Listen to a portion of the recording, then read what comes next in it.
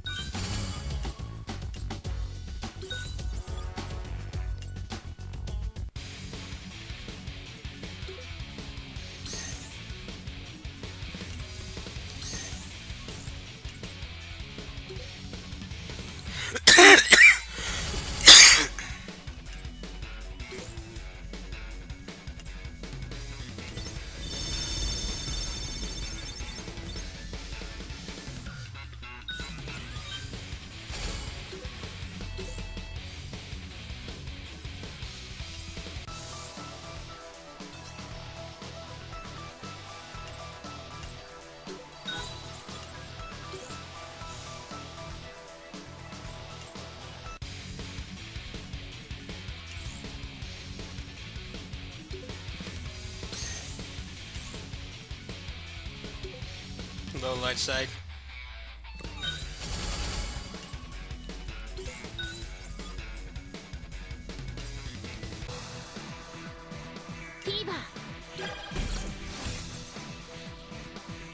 Let's carnival.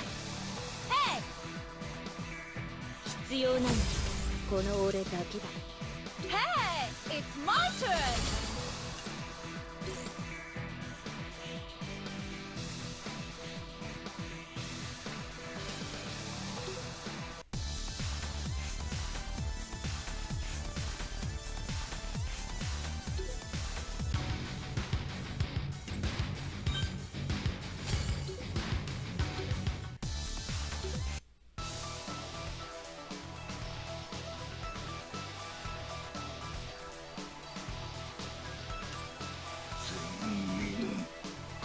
殺す。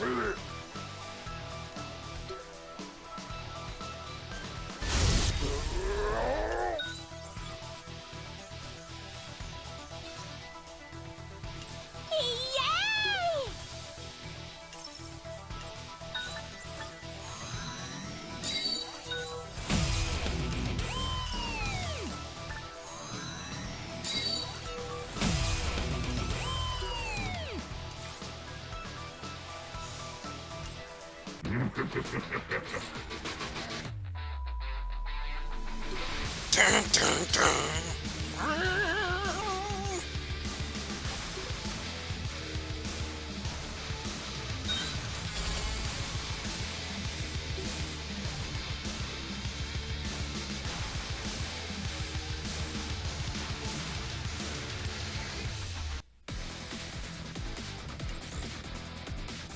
I'm glad you can skip all these now, because with all the extra power creep they've added to the game with the awakening system, it's like it's not a challenge to do these at all. It kind of just prevents you from actually doing relevant stuff. I think that's actually a really welcome change.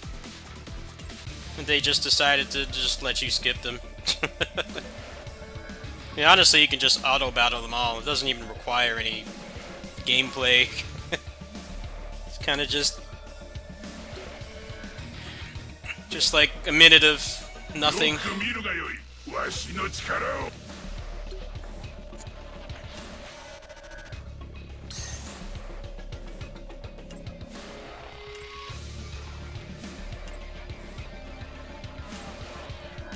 Jin Kazama.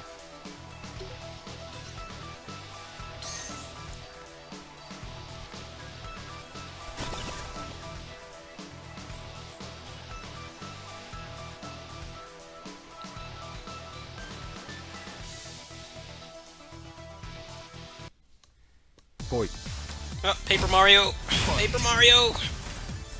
Paper Mario Jin. New spin-offs. You lose. You can see the render of his face outside of the hood. He's bald at the top. That's fucking creepy. That's some creepy pasta shit right there.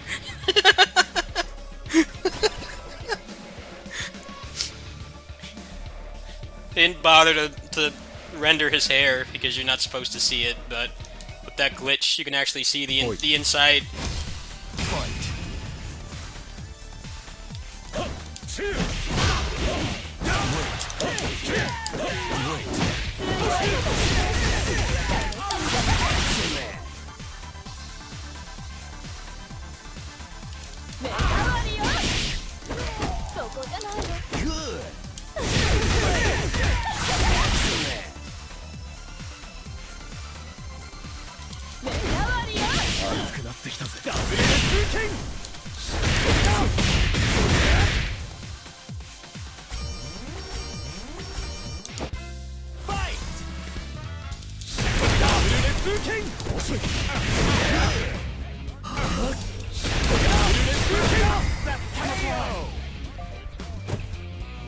Okay, you win.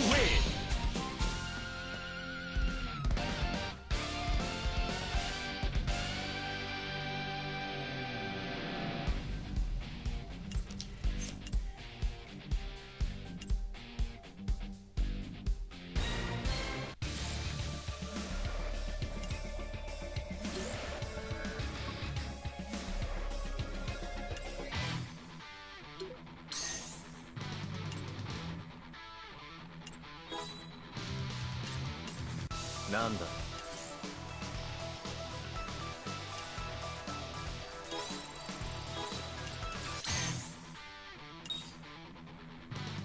Oh boy, I'm getting all the, It's not like I'm not a whale on this game. I can't judge, but I'm getting all the, like, really optimized teams. I don't know which one of these is most likely for me to be actually able to finish. 9, 8.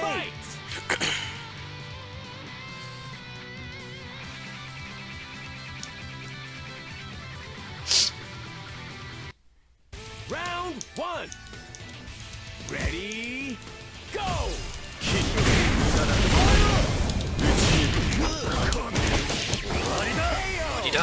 Perfect! You win! Round 2. Ready, go!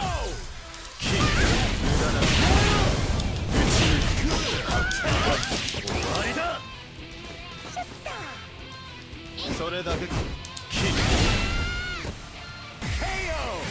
Perfect! You win! Round 3. Ready, go!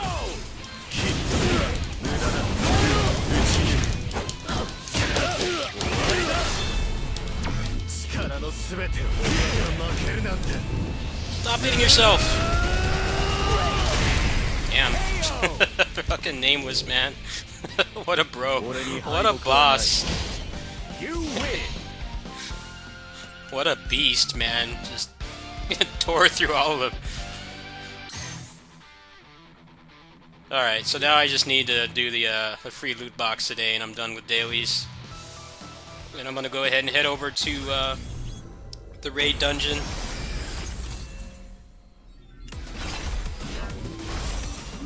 It's not worth watching. Garbage. Okay, that's all done. Nice and easy. It only took like less than 10 minutes. It took like 8 minutes.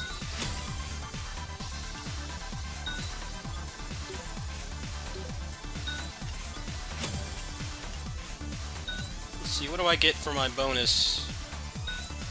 Nothing really. I'm just gonna hold on to it. Next big one is gonna be in a week. Oh no, 6 days. 6 days will be the next one. I am kind of trying to get a better green character, so I might buy some of these, but payday is tomorrow. Can't do it right now. Okay, let's do the red guy.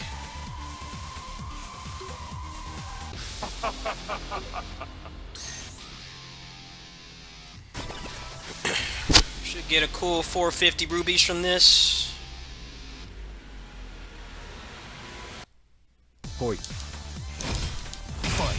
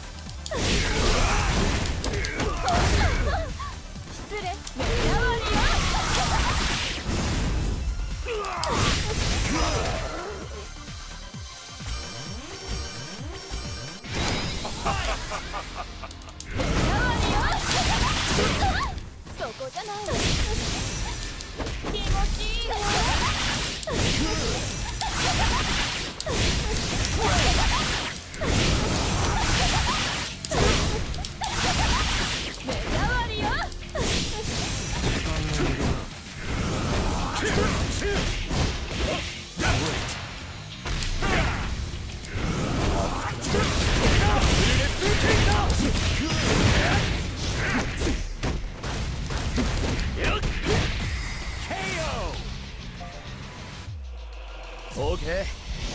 Okay. You win. There we go. 150. It's got a harder to clear with these guys. They're a lot weaker.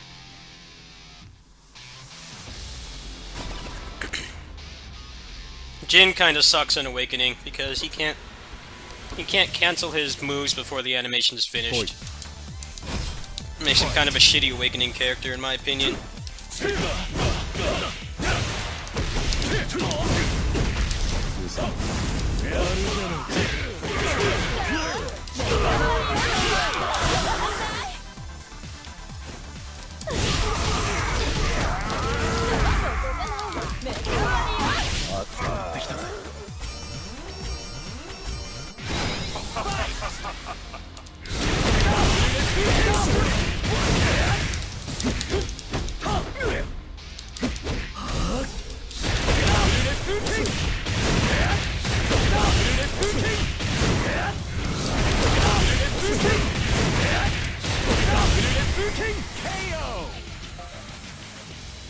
Okay.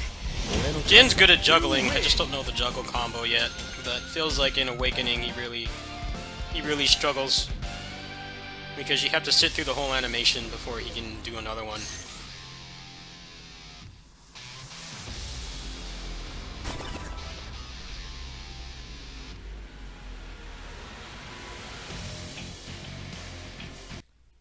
Boy. Boy. Fight. Okay.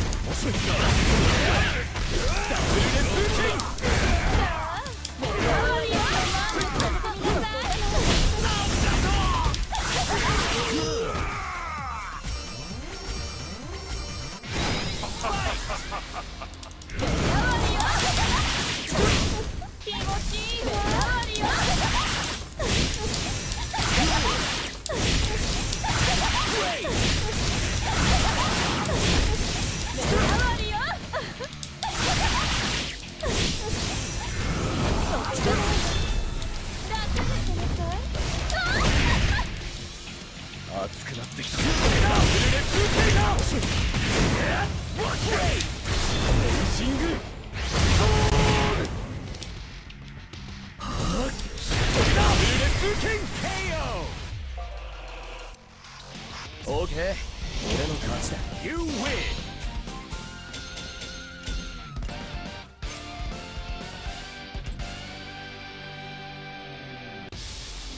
Alright, well, that was easy. Any of these memories I want? Besides this one, no. I might just legit save my my coins.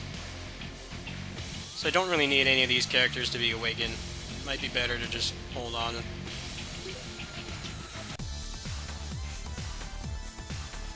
Hello, Josh.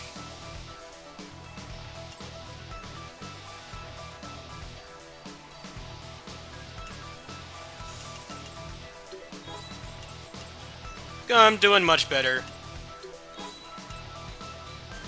Doing much better. I worked out some of the personal stuff that was ailing me. I'm doing much better now. Thanks for asking.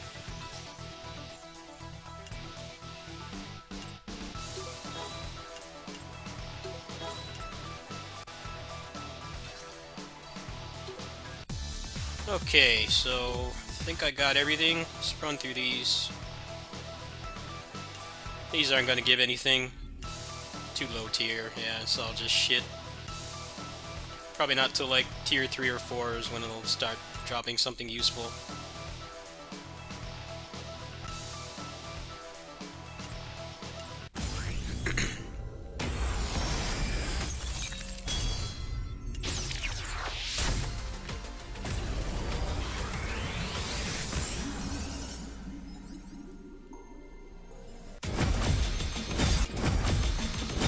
Those are kind of whatever. It's not nothing, but it's not what I particularly need.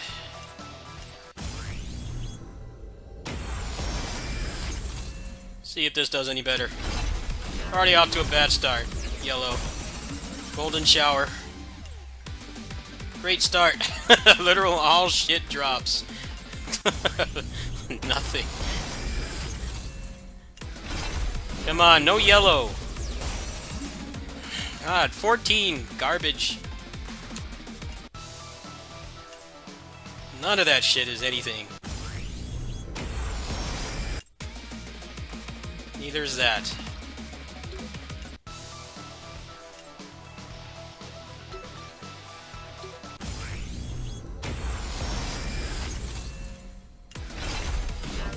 No yellow. Damn it, man. Oh, wait, something. Oh, that's basically nothing. What a buzzkill. All the shit characters. Ones that aren't worth using.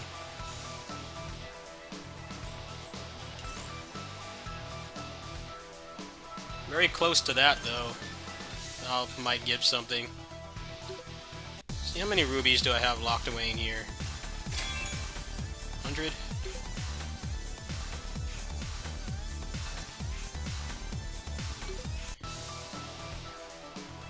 If I raise 14 more rubies, I can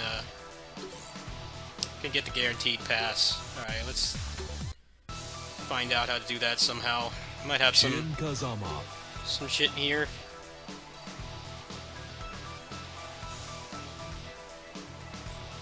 I don't think anybody actually likes these food items I have.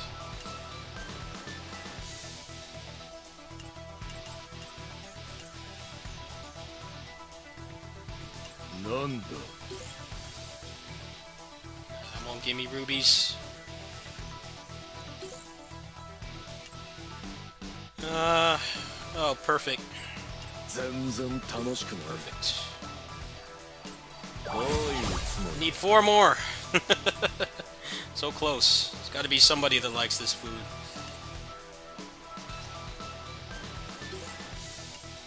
No one likes that one.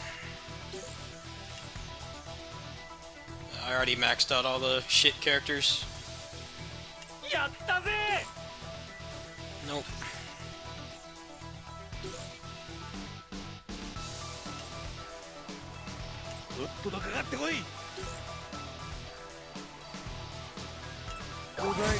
There we go. Alright.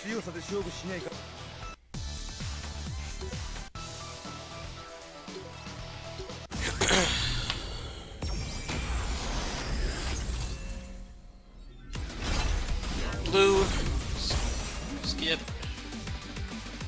Shit character.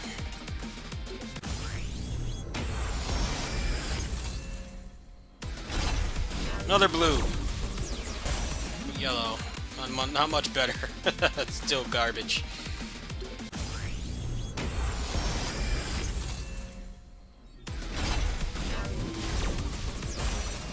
Luck right out. Man, that's like the fucking worst character.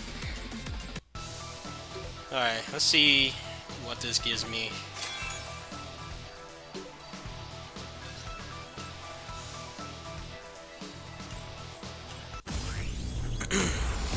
I'm not gonna spend any money on this game tomorrow. I already spent quite a bit on it this month. Oh, here's something. It's a fess. Oh,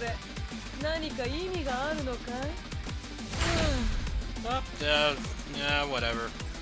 I was looking for Adelheid, but I can't complain. That was actually worth it.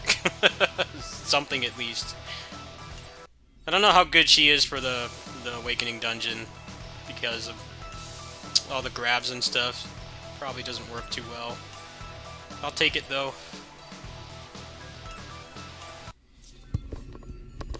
I was thinking of maybe checking out Avengers when I get paid because I got a donation this morning.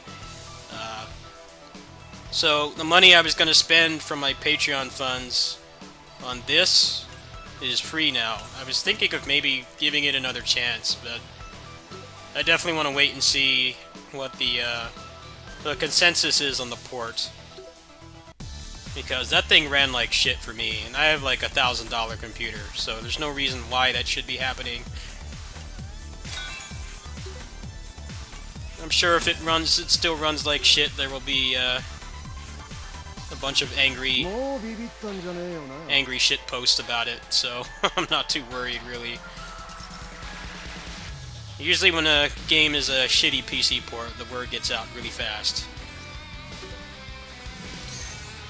The only character that looks fun is Black Widow. All the others were really boring in the tutorial.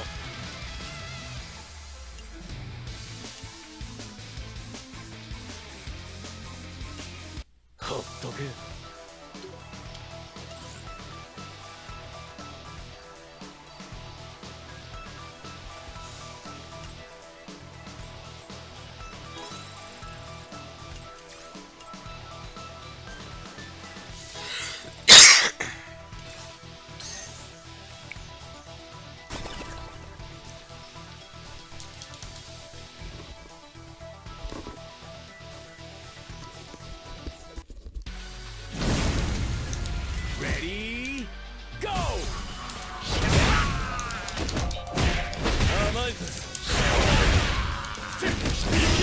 So hello, Andrew.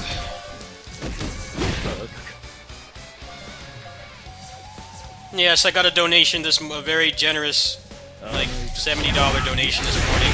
So I might actually try Avengers. I'm kind of debating it, but I didn't really get to play as Black Widow in the beta because I was having all those performance issues. But I'm not going to drop my Patreon check on this game. I don't really need to this time. It's a pretty cheap month to run the channel, but I don't think I will. The game looks average at best, but I'm kind of fiending for something else to play.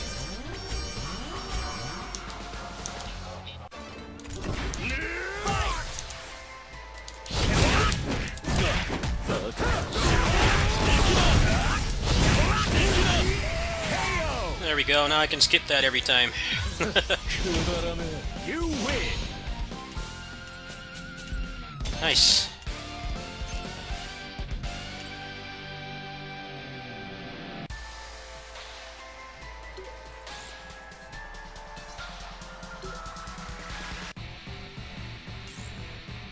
And then I got some Chick-fil-A today with some of that donation money. So I got K-Dash's memory and then I got Chick-fil-A. Nice little balance there.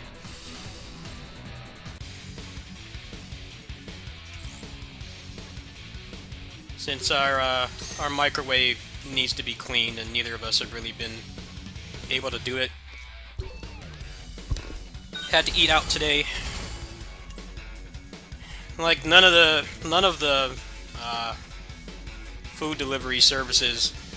They keep saying I'm out of the boundary. I'm like, dude, I could get there on the bus when I was going to therapy. It was like right next door. I could get there on the bus in like 10 minutes, and the bus is stopping like every couple feet. Like, how the hell am I out of the? How the hell am I out of the delivery boundary? That's some serious bullshit. But then DoorDash was like, oh, we'll deliver to you. I'm like, alright, I don't know why the hell anyone else can't. Random, if you ask me. It's like 4 miles away.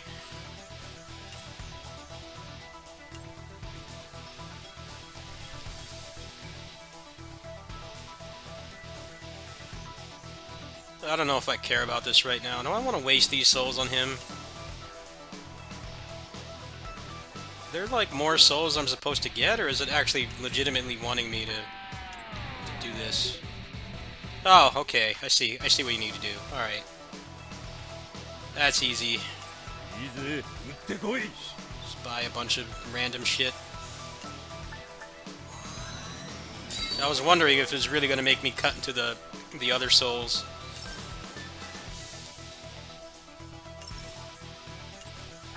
There we go. Alright. Because generally they don't want you to spend any souls when you do this.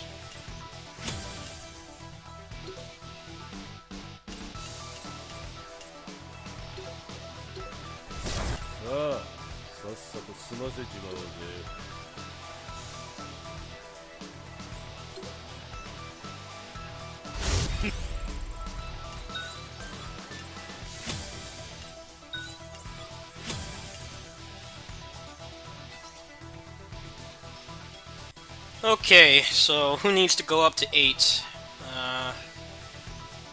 I think with 8 on everybody, I should be fine. But anything below that, they're gonna do like pixels of damage.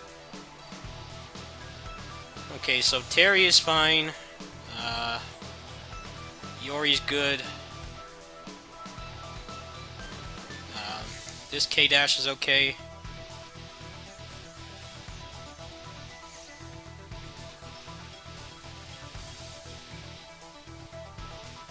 I actually want to use him over Mai. I don't have another good red, so I think I'm just gonna beef him up. How far can I get? No, I can't even get to 8. It's gonna be a pain in the ass. I'll have to use her again, as much as her moveset is. I could just get someone to Second Awakening. I'm just trying to figure out who.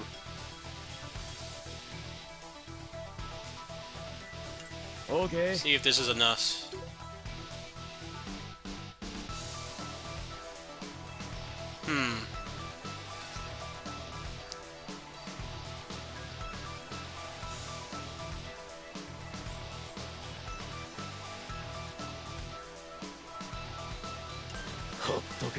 See, how close is he gonna get to 7? Oh, he's like way the hell off. It would take another 15 potions to get him to 7. To get him to 8, I mean. So he's not getting... He doesn't get the penalty. It was kind of a tough decision.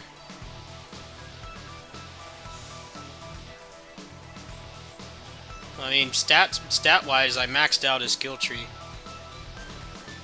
And I gave him like 200 of the capsules, so... He's fine there, it's just he can't... I'm too deep into this.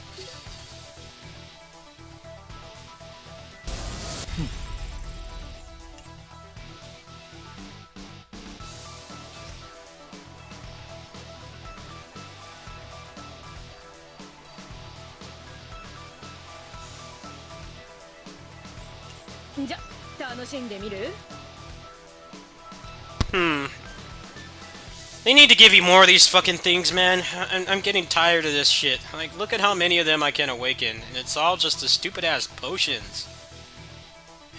It needs too many. It should be like 10 per level tops.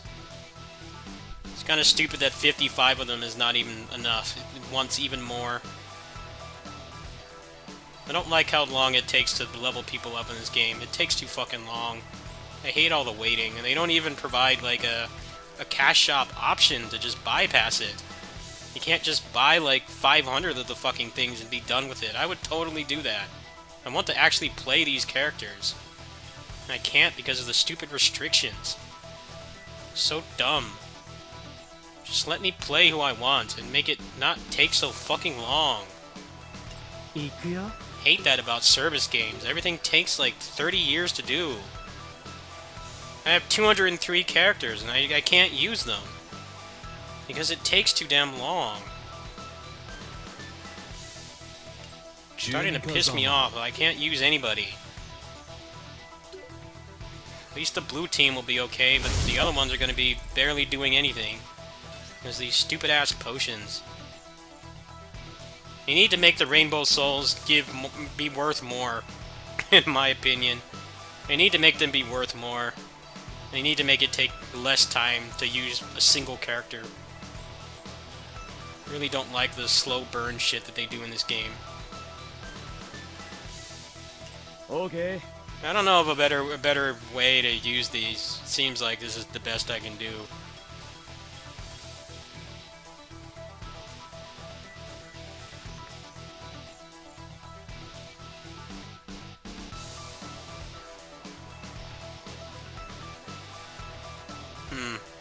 Well, it should be okay for now. If I get pissed off, I'm done. Just hate the progression in this game sometimes. It needs to take less time. Yeah, she can't do shit. Actually, hold on. Where is, what's her name? The Lolly. Did I give any points to Lolly?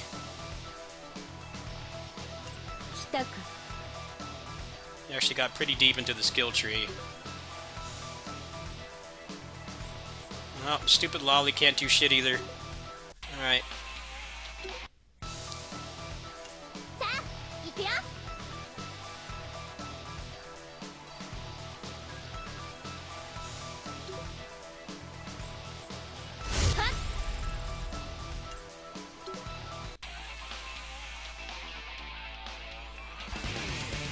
I would love to just buy 1,000 of those potions and just actually play the game. Like, just let me buy like 6,000 souls and then like 1,000 of those potions and just be done with it. I would love it if this game would let you do that. But for whatever reason, they don't provide packages that let you just skip the boring waiting instead of actually playing the video game.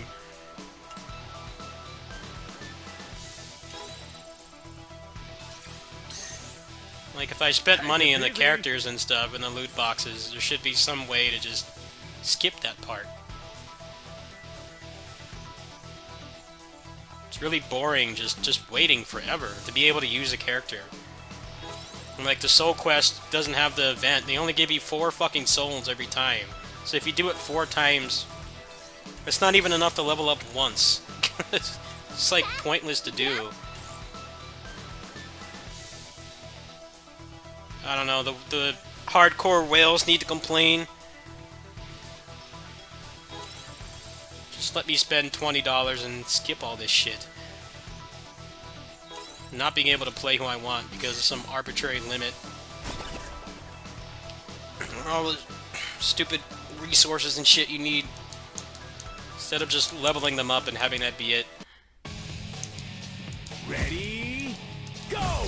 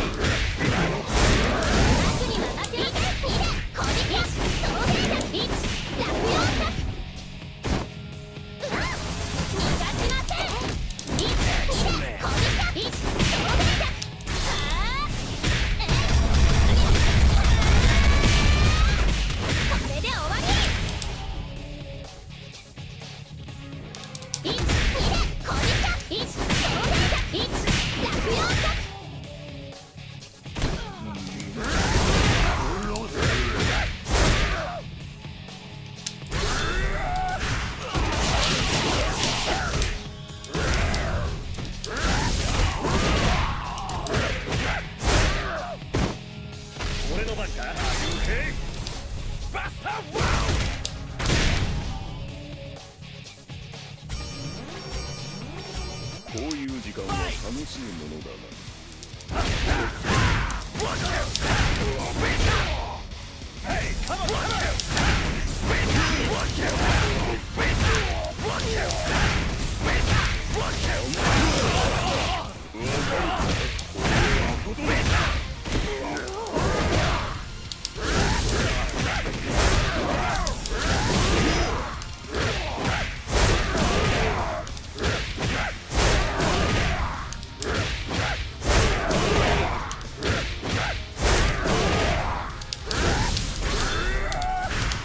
Come on, man. What?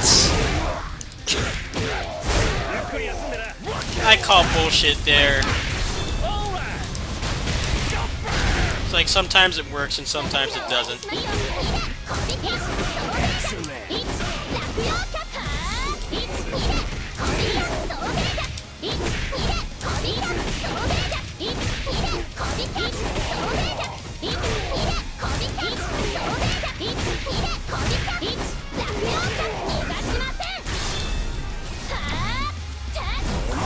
Come on! What? Just like, does this character model just like disappear or something? What the hell was that? He got out of the combo when he shouldn't have, like, numerous times. I hate how they give them armor when they're OTG. It makes the restands, like, pointless to use. You gotta give me cool shit like OTGs and restands. They should work all the time, not just sometimes. It's really whack that they don't. A lot of times it just fucks up your combo because they just walk out of it.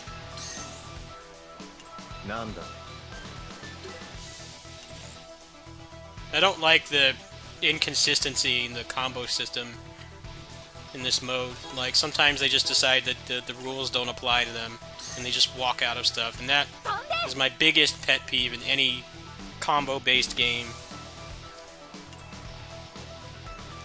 And, like, you have to follow the rules, and they can, like, straight up, like, burst in midair and shit. You can't do that. I find that to be incredibly artificial. If I don't mess up the combo, they should stay in it, period. None of this random shit where they just decide that they don't want to stay in hit stun. Go!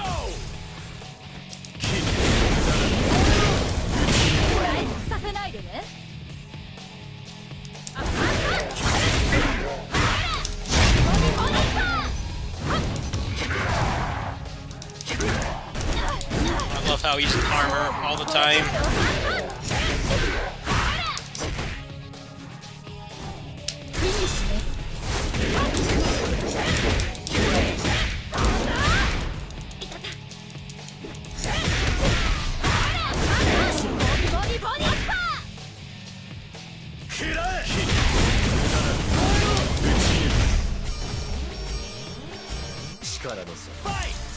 Mirror match.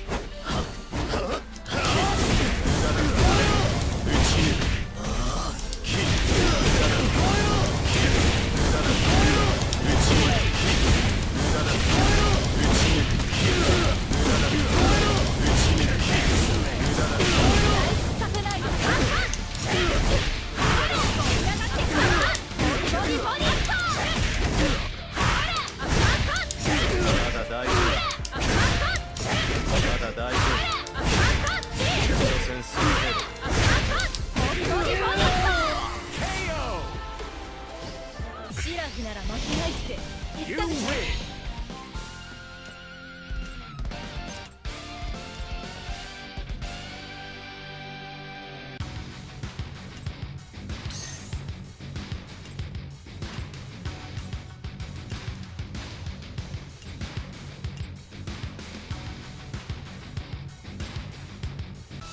Jin Kazama.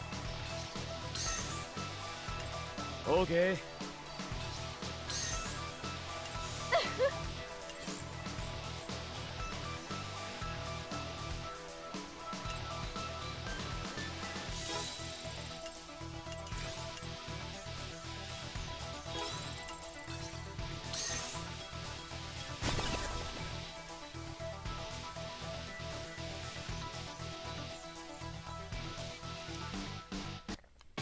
来い。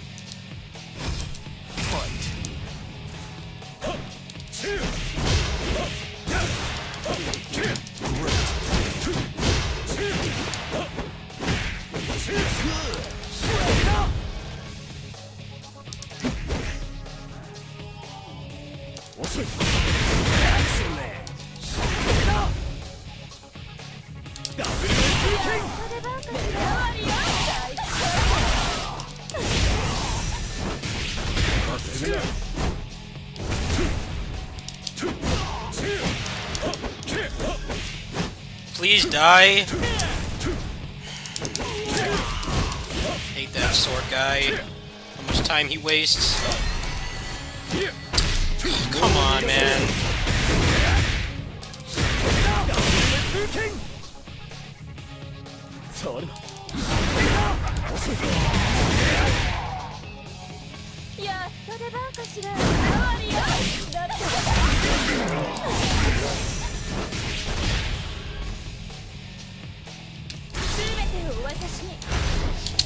What?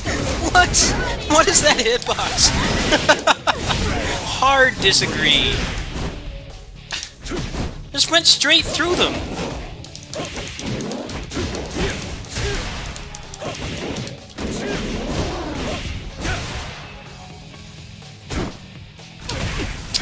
Fuck these guns.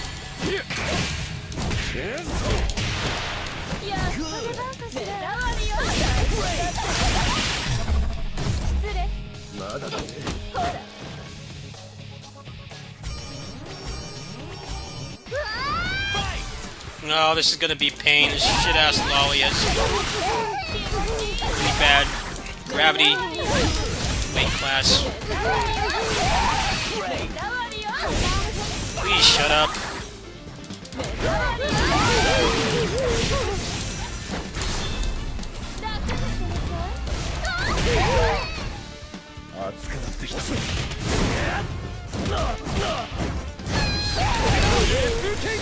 Nothing works in this stupid lolly.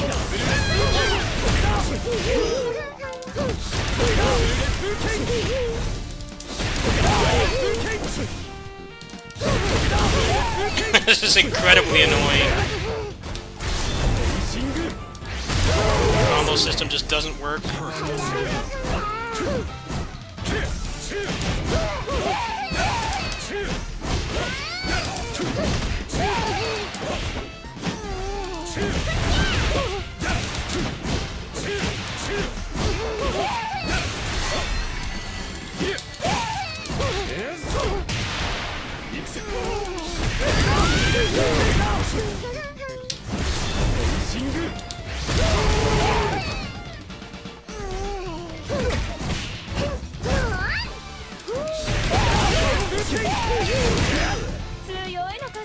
This is such garbage, man. Why does this stupid lolly just, like, break the rules of the game? It's fucking dumb, man. I fucking hate lollies. You always make them broken, and they look like fucking bootleg Bratz dolls. They have the most obnoxious voices. Why does she have, like, a unique weight class where she can't be juggled? It's like half the moves don't even work. So damn annoying. None of my stuff works. Can't fucking hit her because she just decides to just walk through it. When are they gonna ban lollies from video games? Stop fucking putting them in everything. They're all so generic and just fetishy. They're not interesting designs. They always give them the most obnoxious voices and personalities, and this little shit here doesn't even stay in the damn combo. Just walks out of it. This little shit here.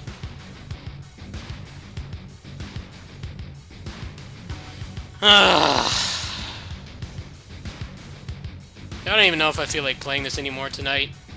I'm stuck here because this garbage lolly just decides that the combo system need not apply. It's bad enough how often they just walk out of combos, all the normal weight class bosses, but this one in particular is just like, it just literally doesn't work. I hit her with a hard knockdown, and somehow she just turns invincible. It's fucking stupid, man. Could easily clear that if she didn't have that stupid bullshit rule. Okay. I don't really know if there's anything I can do about this. These characters just can't keep her in the air. They waste so much time when they're OTG and they turn invincible. They need to remove this lolly from the game and put another boss. Seems like the rest of this I could easily do, but I'm gonna be hard stuck here. There's nothing I can do about that. It's fucking garbage, man.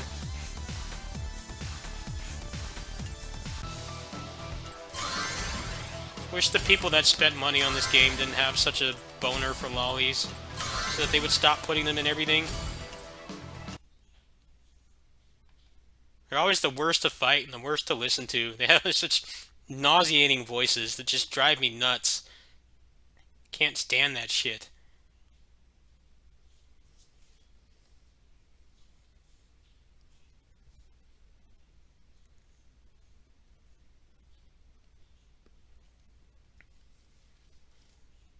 At least give me the Homescapes ad. Pissed off right now. Stupid artificial difficulty. Hey. Ah.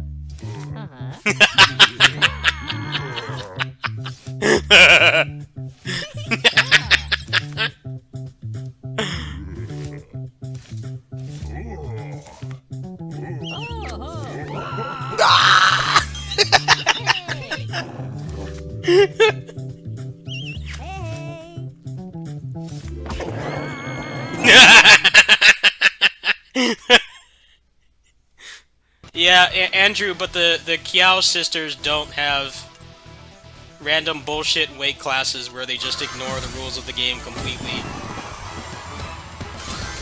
As annoying and generic as they are, they at least don't have random bullshit rule breaking.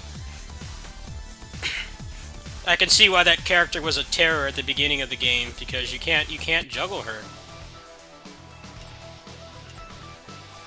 Pretty much anything that will launch any normal weight class enemy up does not work on that character. And when you're dealing with being under a strict time limit and having to deal with like stat limits and stuff, it's just good luck. I don't think the characters that I have are like anywhere near equipped to do that.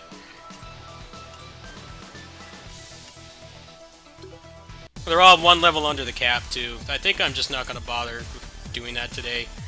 It's not worth it. I'm not enjoying myself, so that's a good reason to stop. Especially when it's not even like my lack of player skill. It's just that stupid lolly breaking the rules of the game.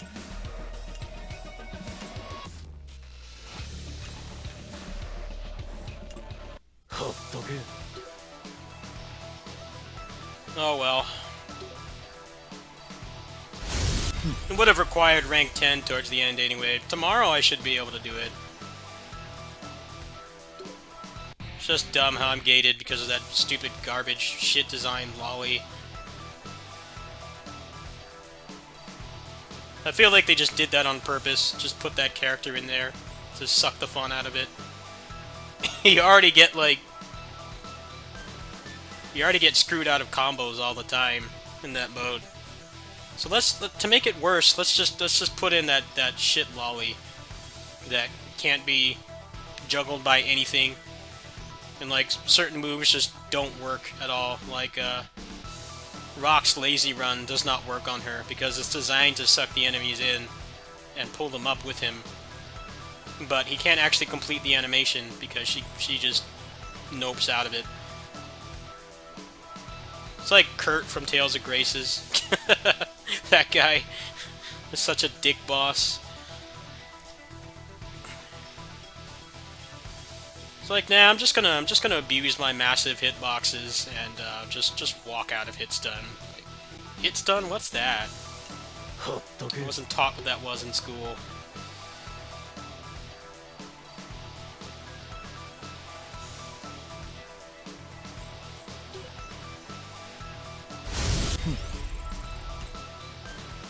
See if there's something less frustrating that I can do.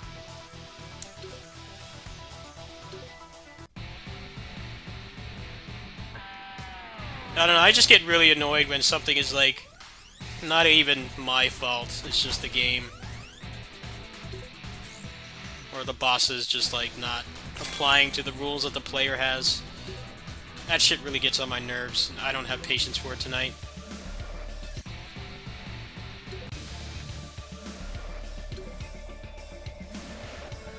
I'm actually doing good on managing my stress levels, so I need to I need to keep it that way. That lolly's gonna drive me insane. Let's have some fun and finish these up. And then I think I'll play something else.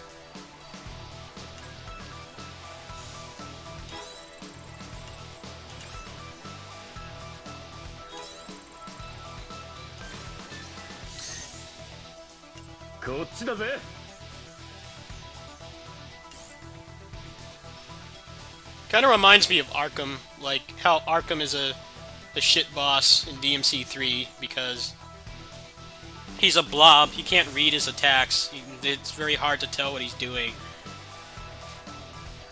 That's kind of what that boss reminds me of. the Lolly Chang. Just like suddenly the mechanics stop working.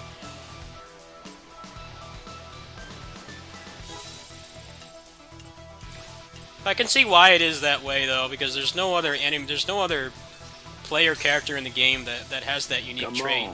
I think to this day, even though she was like one of the first in the first year of the game's release, there's no other character that has that trait. That's probably why it's so janky. If it was something more evenly spread out across the other characters, I think it probably would be a little bit better designed.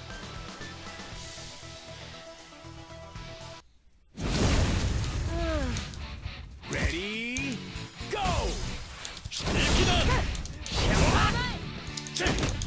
See if I can get some K-dash combos down.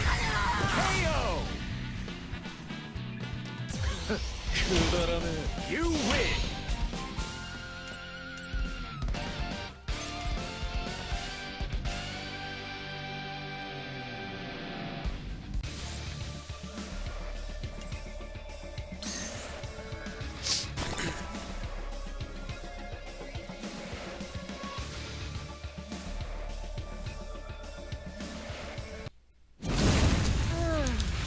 Ready, go!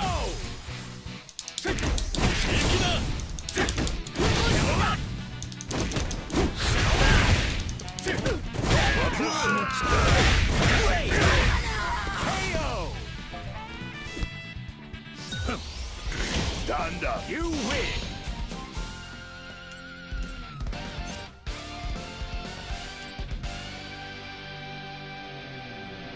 I'm sure there's probably are characters that can combo her consistently, but I'm sure as hell not gonna grind all that out for one boss.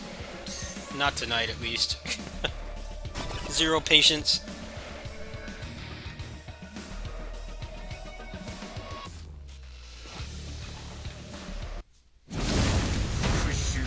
Ready, go!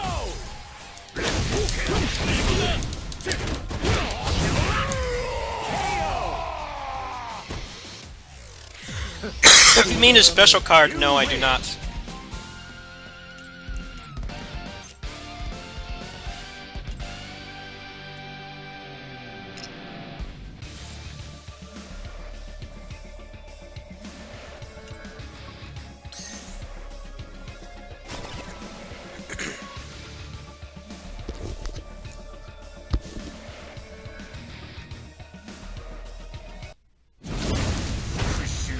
Ready, go!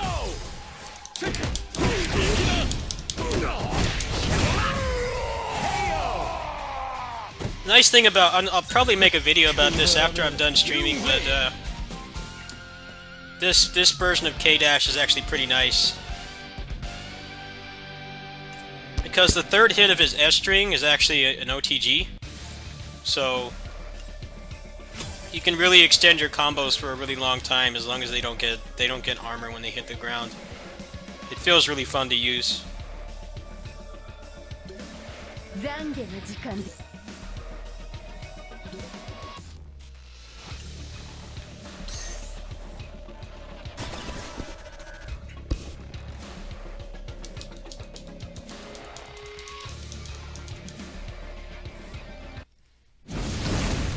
Ready, go!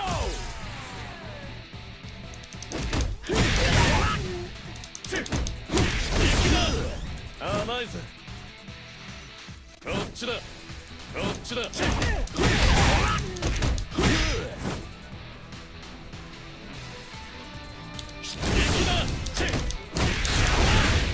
いぜファイトダメぜどっちだぜ終わりにするぜ I messed up. Dropped it.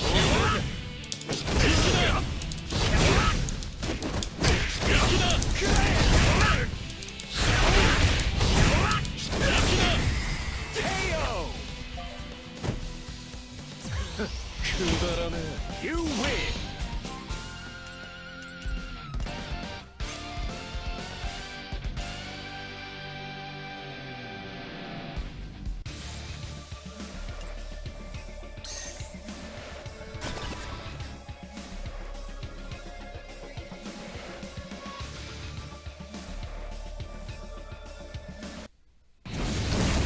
Ready, go!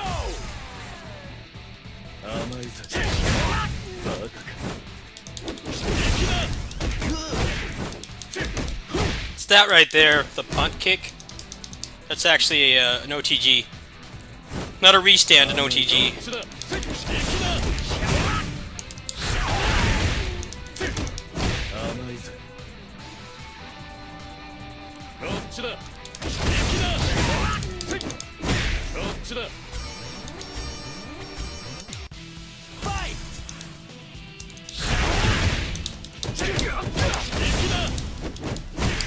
Yeah, he got armor. こっちだ Try that again. 終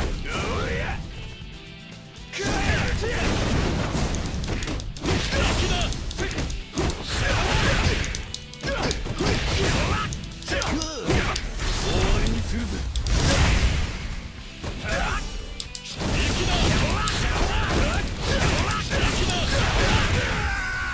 I messed that up, but you get the idea. くだらねえ You win! Off his normal super, you can immediately go into Awakening and relaunch.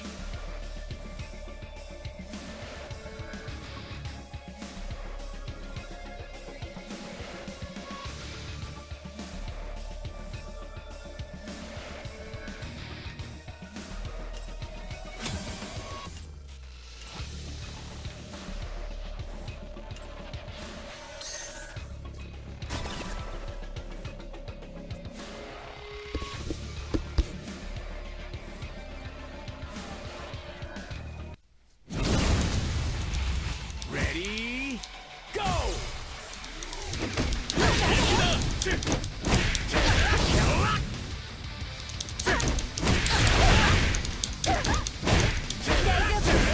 Let's see if I can land this actually. I want to try to land the combo.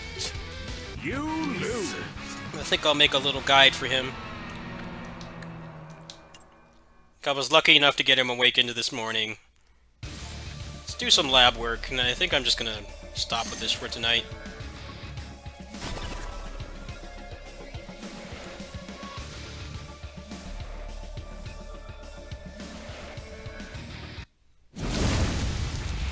Ready, go!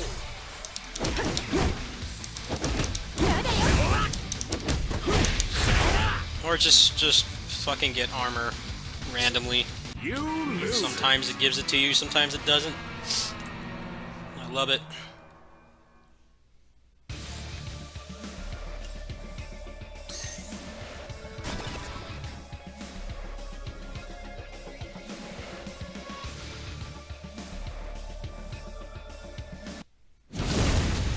They need to give you a training mode in this game. It's kind of stupid how you have to do this way.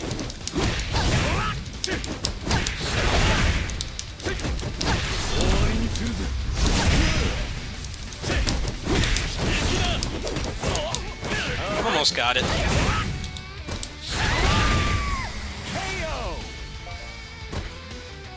Didn't help the Mook spawned and I couldn't tell where her character model was.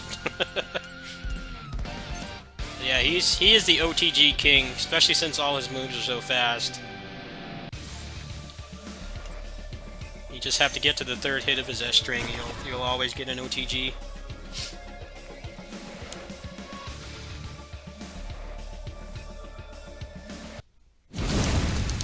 Ready, go!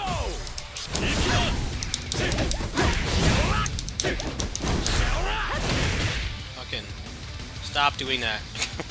Getting out random. When is there gonna be an action game where like the combo rules are consistent? It's so hard to find a game like that anymore. It seems like they want it to be freaking gambling to have the combo rules actually make sense and stay consistent. Ready, go!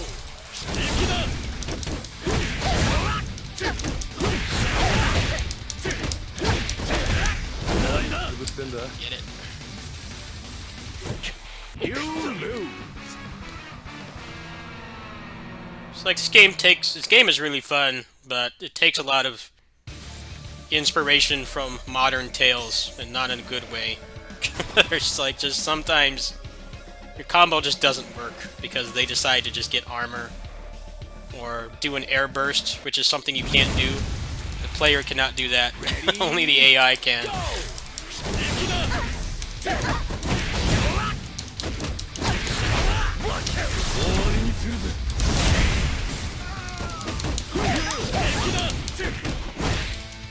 Yeah, Zelia games, yeah.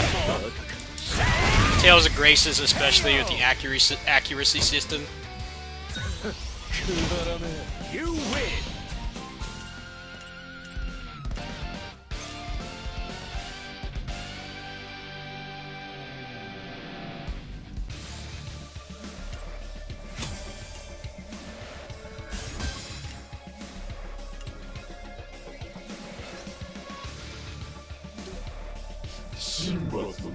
This game actually has a pretty good combo system. The game looks simple at its core, but there's a lot of shit that you can do in this game. It's just, what bugs me about it is how inconsistent it is, especially once you start getting to the end game. They can just decide that hit stun is a suggestion at any given point. And I think that's really dumb.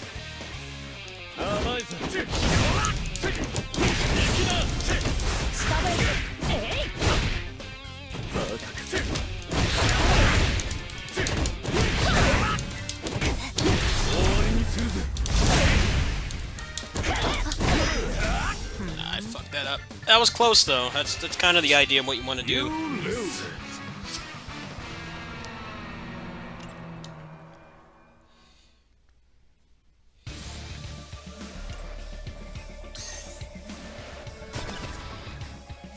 Zelia 1 was basically just hit them 7 times and then dodge away with June, get the snap pivot, and then do it again. Which is like the same thing as a combo, but it requires way less skill. Which is what felt shitty about it. Okay, that time he just decided that he didn't want to be OTG'd. Nope.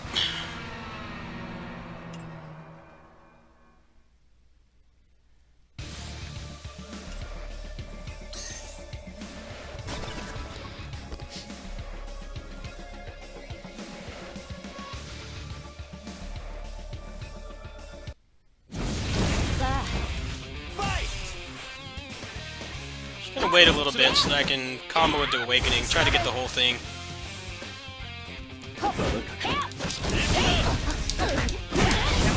Or just walk out of it, you know, I love when that happens. Asshole.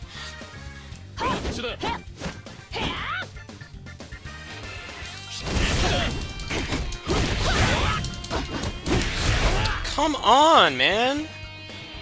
What is up with the random armor?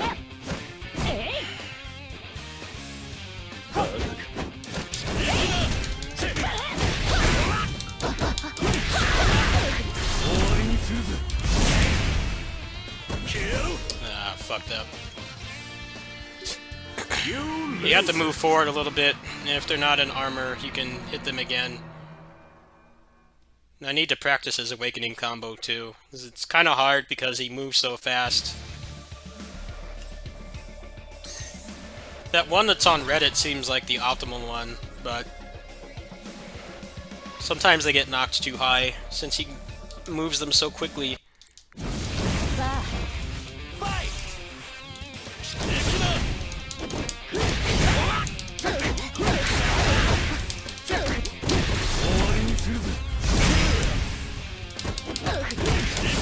That was close.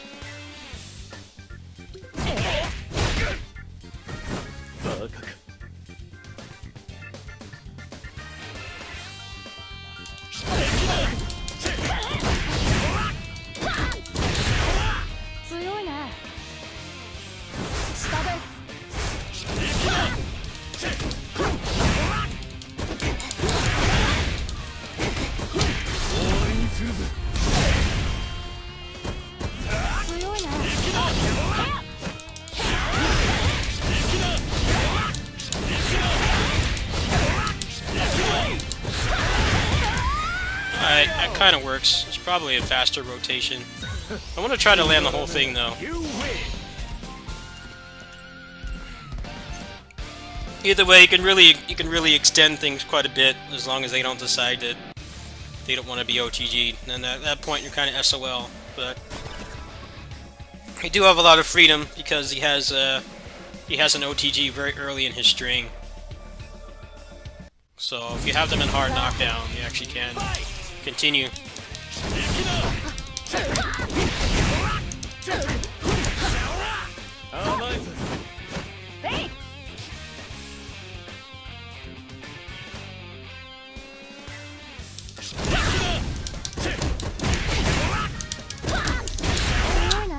That's pissing me off though. Why does he do that?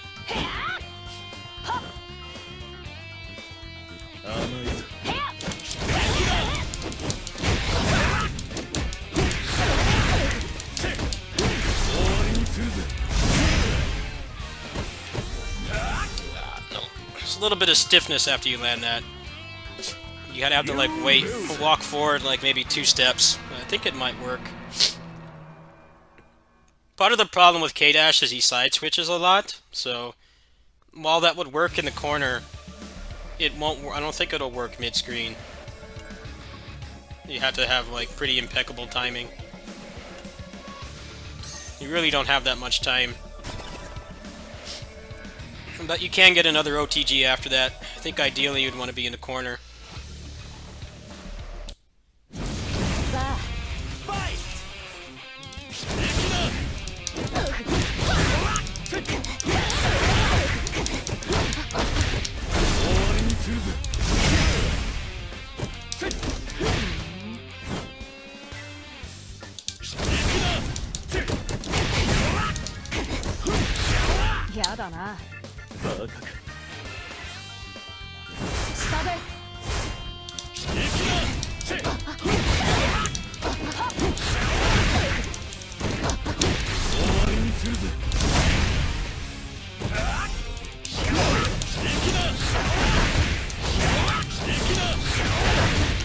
There we go. That's kind of a basic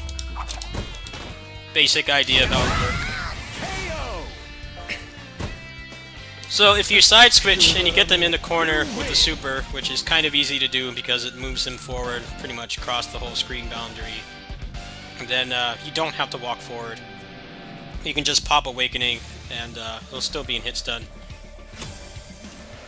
It seems like the timing is really impractical if you don't have them in the corner. You can't push them there. Got a good baseline though. He can really do a ton of damage, but he's kind of a high-skill character because of how quickly he moves across the screen. He doesn't really have anything that keeps him stationary.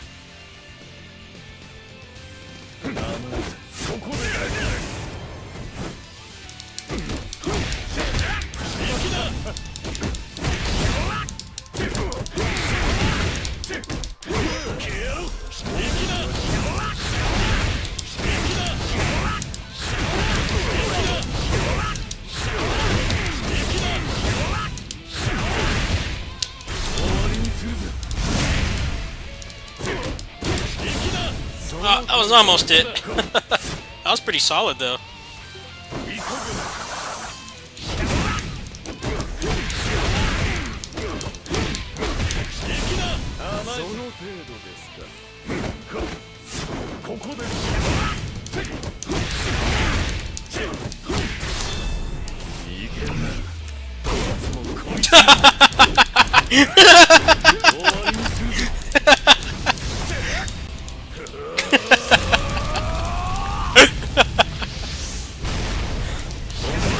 Industry standard hitbox right there.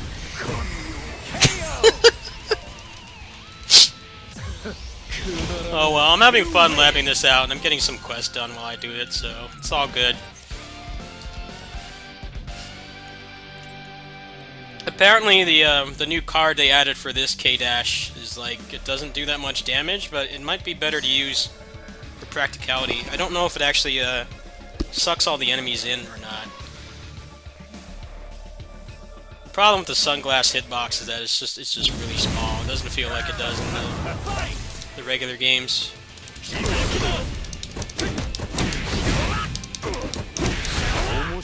Decided to get out.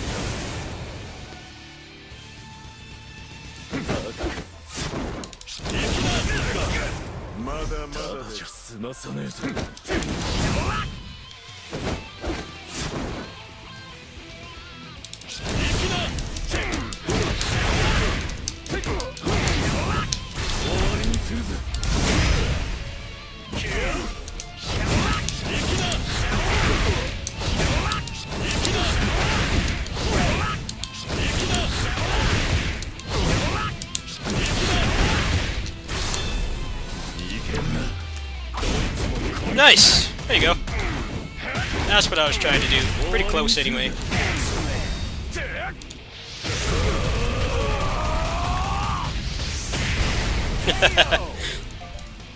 He was well worth the pity. Get bodied.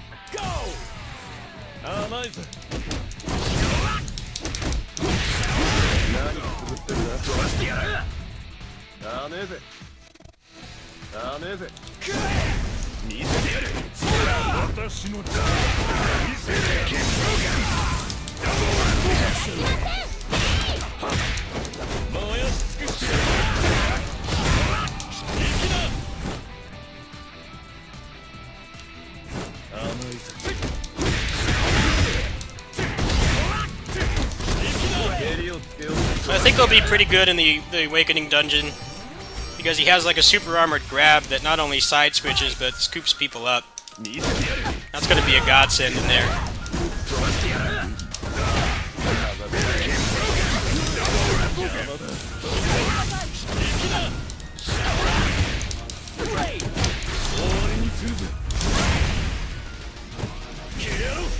Nope, too late. I don't think you can actually do it mid-screen.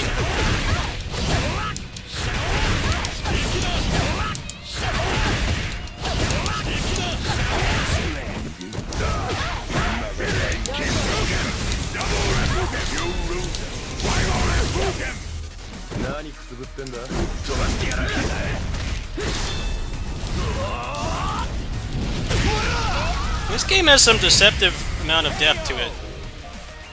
It looks simple when you watch someone play it, but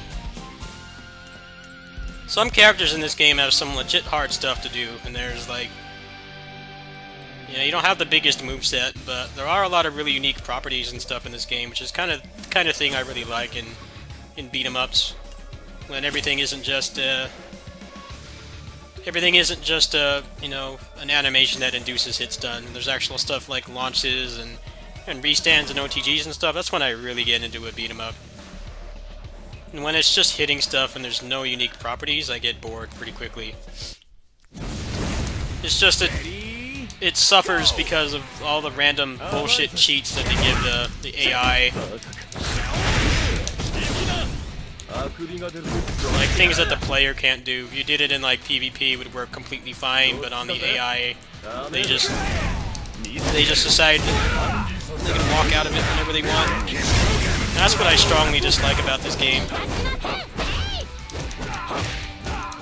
I don't know, I also have PTSD from playing Tales for 20 years, and they've been doing that shit for a fucking eternity.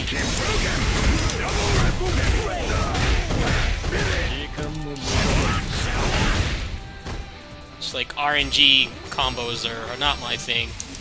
I'll grind something out if it's actually consistent. Yeah, it feels like there's some semblance of skill involved, but I don't like when it's just random. Fuck.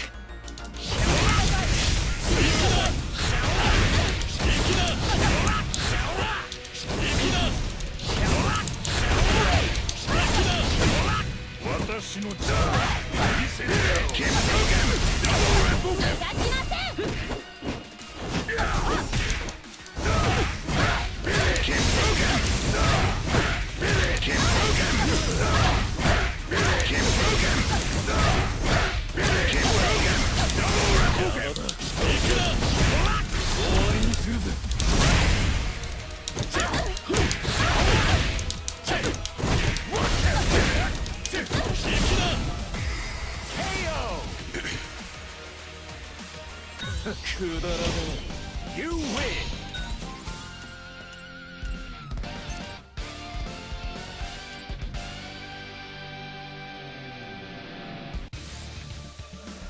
It's like this game awards you actually learning how to use the combo system and optimizing your team, but then it goes against that idea by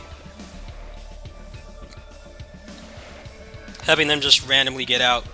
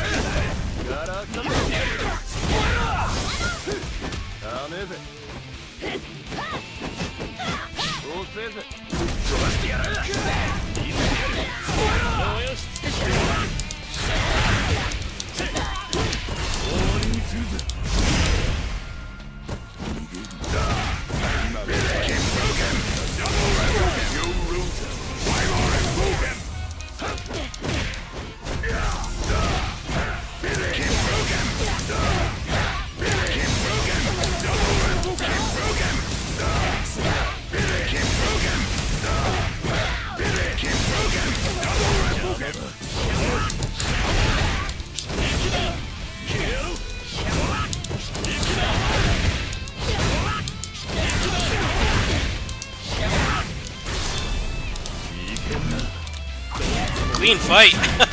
That was really good. I'm getting a lot better with him. I like it. I like how he has a pretty high skill ceiling for this game, at least. Especially with all the side switches and stuff. Ideally, if you can get them towards the corner, and then side switch, and then do super.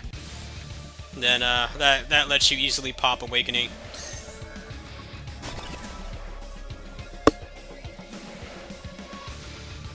This game is deceptively deep. It's just they need to get rid of all the random shit.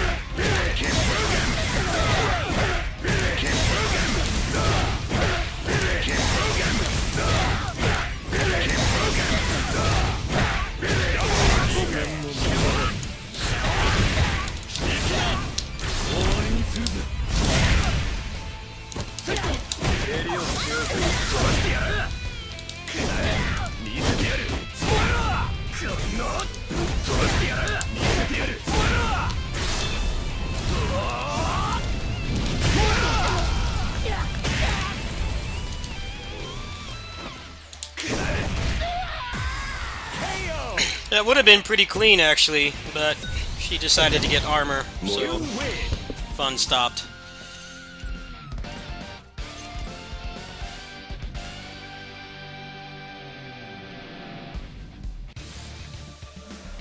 No fun allowed.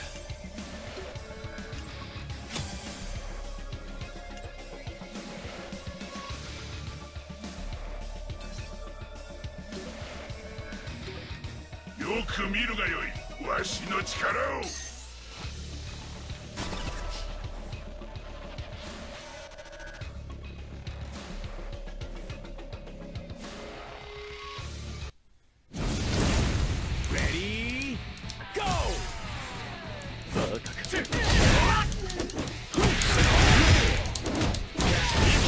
の邪魔を見せてやろう。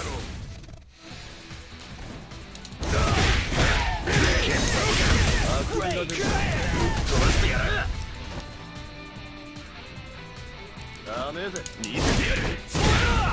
邪魔だ。どうか。敵だ。甘いぞ。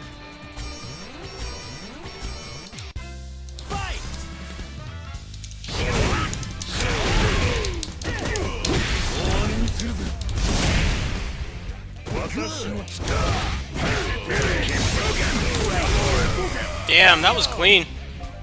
So even though you can't pop max mode when you're mid screen, it won't hit. By the time you walk forward, they're gonna get armor. But you can tag. So you can get tag and then go into the corner and then do max mode with somebody else. Seems like he synergizes well with these characters. Weakest link by far is Kyo, though, because his moveset is really janky. They need to revamp him. He kind of sucks to play. It's a cool design, but his moves suck. He doesn't even have the right moves from the game he's supposed to be from. Like, where are his Rekkas? No Rekka, no DP. They recycled, like, the wrong moves. Kind of disappointed with him, really. It's like not S-Kyo. It's like some weird patchwork other Kyo.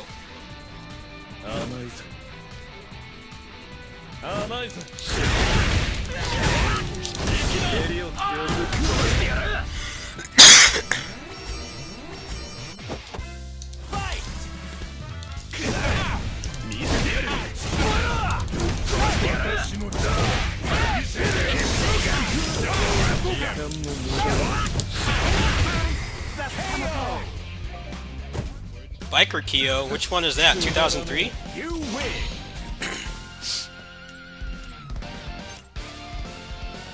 Maybe they'll make 2003 Kyo what NES Kyo was supposed to be, with like the Aragami and Dokugami chains and stuff. Or they'll just recycle more moves that don't make sense, because they do that a lot in this game. It's like there's so much fan service in this game, but like some of it just doesn't make sense.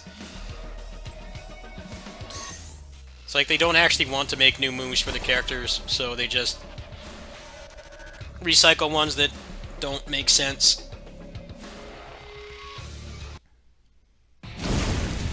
Ready, go!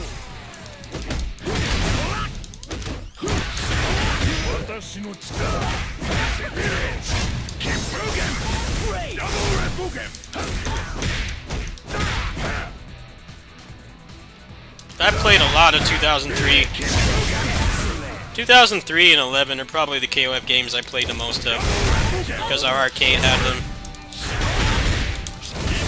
I really liked 11 too. I hope KOF 15 has some of the mechanics this game has, like the tagging and stuff. I think that would be really cool.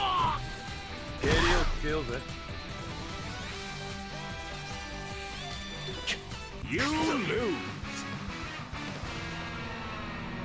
They made it a lot easier to get into 14, but mechanically it's not as interesting. I feel like I didn't play a lot of 13 because the netcode was garbage, but the skill ceiling in that game was crazy high.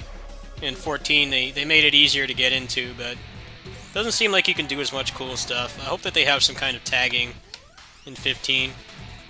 Because the last time they experimented with tagging was 11. That game was like 15 years ago. I think they're due to like revisit that concept and go back to it.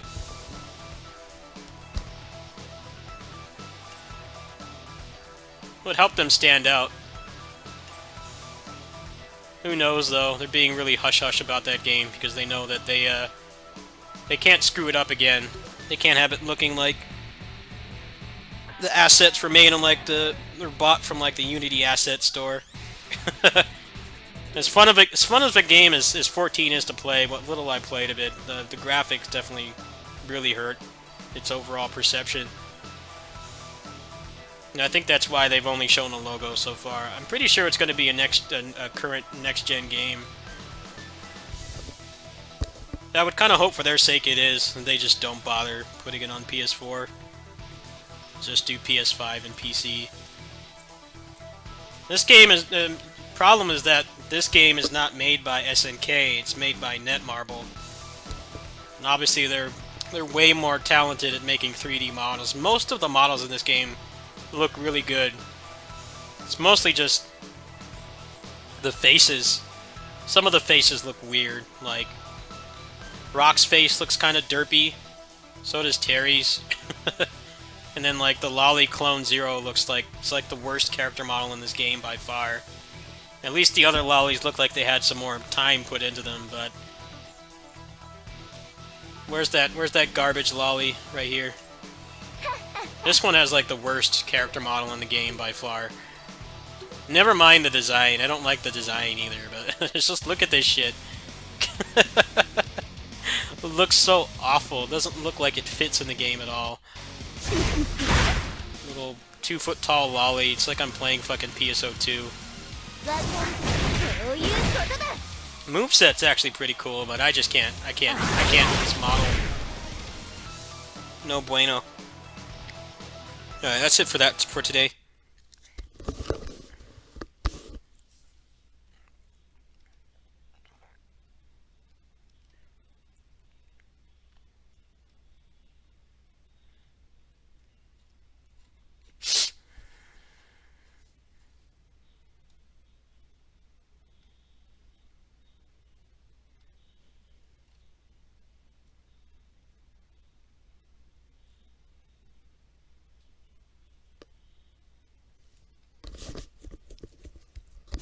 Yeah, but Samurai Showdown is boring. I've never been a fan of Samurai Showdown. It's just not my kind of fighting game at all. I hear it died online really fast, and then the netcode didn't help things. So I hope they don't just focus on the graphics. I hope they make the game fun to play. Ideally, I would like a tag system. I thought that the tag system they had in 11 was pretty good, but it could have used a couple more games of refinement. I didn't like how it was all just waiting. You couldn't tag when you wanted. You had to wait for the skill bar to finish, which I thought was kind of dumb. I don't know if they want to make it like Marvel Infinite and Battle for the Grid when you can just do it whenever you want, but I think that would be pretty cool. And it would make the matches go a lot faster too. One of the common complaints about KOF games, at least from like the Stream Monster standpoint, is that the matches are too long. Because it's 3-on-3 and there's long load screens between everything and all the intros and stuff. It would be cool if they just made it like a versus game sort of, but like not that crazy. That's kind of what was nice about 11 actually. 11 was kind of like a more grounded versus game. There was no screen transitions or loading or anything. It was just 3-on-3. The pacing actually felt a lot better there. Whereas in like KOF 13, some of those matches could like go on forever, and then like the end would be like really quick because if you were fighting somebody who actually had like optimized combos and they were there to be an anchor, like the last character, you could end the match pretty quickly, but it's still really slow, and the load times didn't help. So I hope they knock it out of the park, and I hope they have rollback netcode, because if they don't, then the game is not going to go anywhere. That's just brutal honesty from me. If they don't have rollback, they're done. It's crazy that Fighting EX Layer has it, and then like Guilty Gear Strive is supposed to have it, but like nothing else is. Like watching that that fighting game roundtable of Japanese developers was like depressing. How dismissive they were towards rollback. I'm like, dude, you guys are getting bodied by Power Rangers Battle for the Grid of all things. Like a game that has no business being that playable and functional. It's like it's a way better experience than like almost all the Japanese games on the market at the moment. It was kind of depressing how they didn't really seem to care. That's why I don't play fighting games much anymore. Fighting games have always been a big genre for me, but netcode and pretty much everything from the past like 2 generations since we started having online gaming, most of them have been really bad. And the ones that did have good netcode, like Marvel Infinite, got shunned by the community so quickly. I just don't have interest in dealing with really bad netcode, especially since I grew up in the arcades. Like, I know what it's like to actually play somebody in person and not have to worry about any of that. There's been so few fighting games that have really provided any kind of offline type experience online. It's pretty much just been like Marvel Infinite, Skullgirls, Killer Instinct, the Pony game, and Power Rangers. Those are like the big ones. Everything else is way worse in my opinion. It's nothing like actually being in the arcade.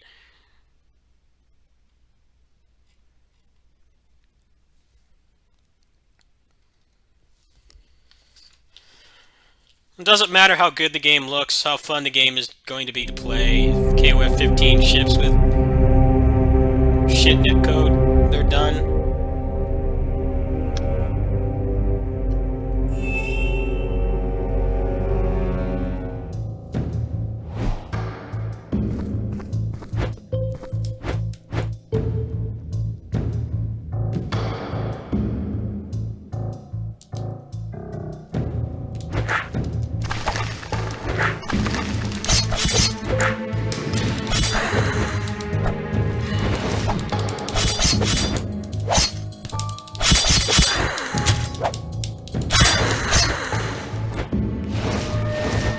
They're probably not going to do rollback because they're stubborn.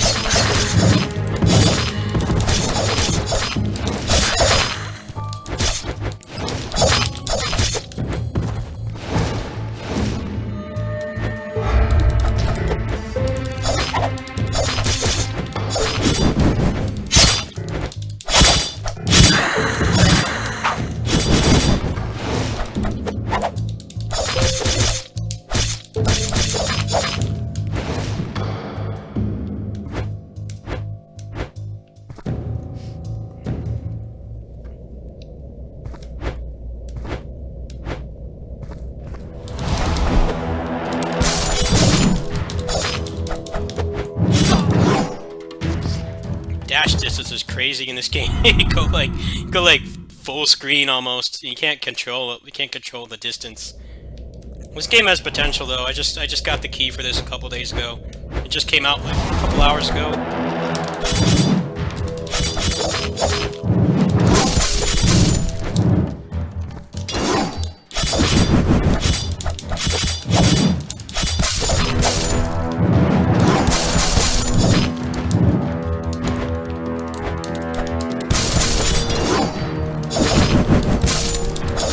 No, it looks like one, but it's a beat 'em up. I would not be playing if it was a Souls game.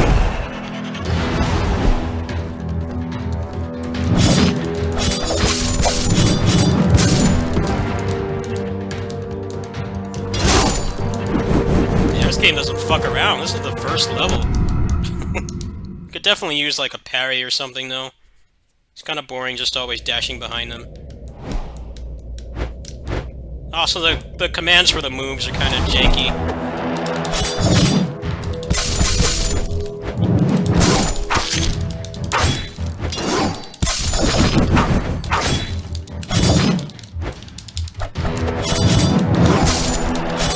like not have a parry or something? It'd be better if it did.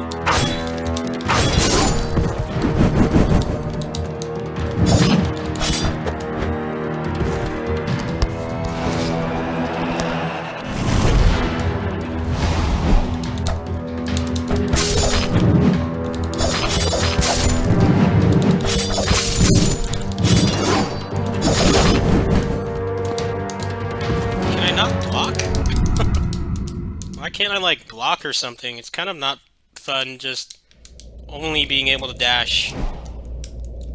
There's, like, there's no block.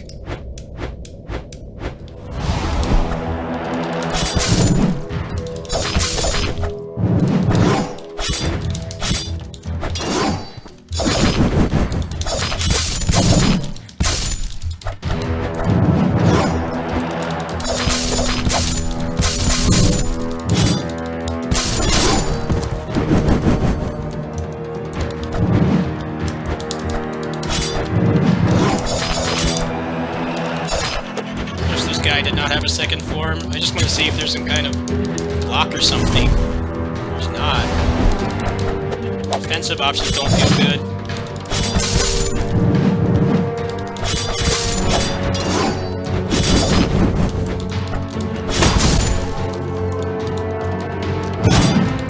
I like how nothing staggers either. Kind of boring.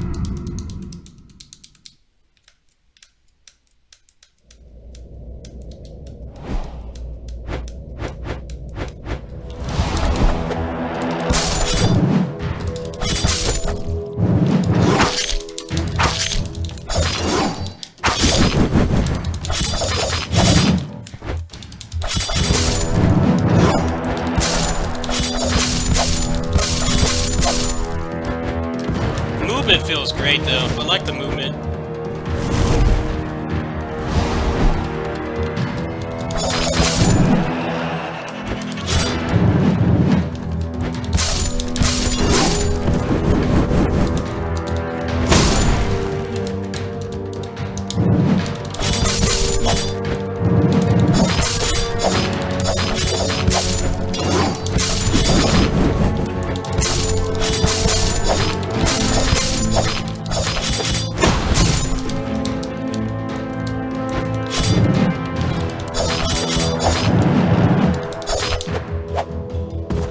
Bosses are definitely a challenge. It's just kind of boring how you can't defend yourself. I wonder if you get like more moves or something. Shield up.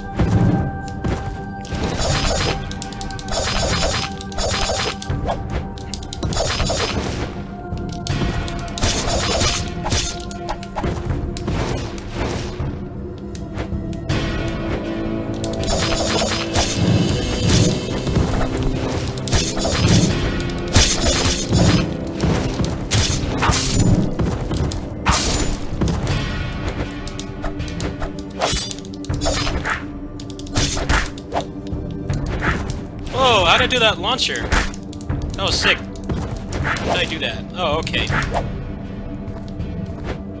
Alright, maybe there is some combo potential in this game.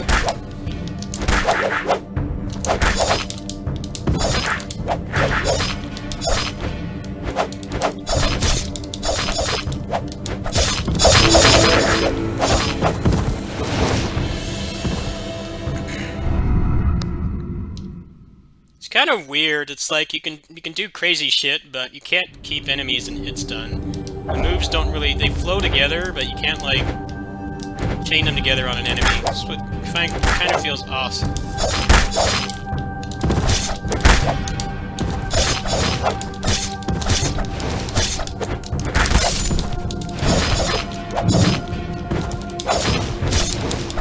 not having a block really sucks too.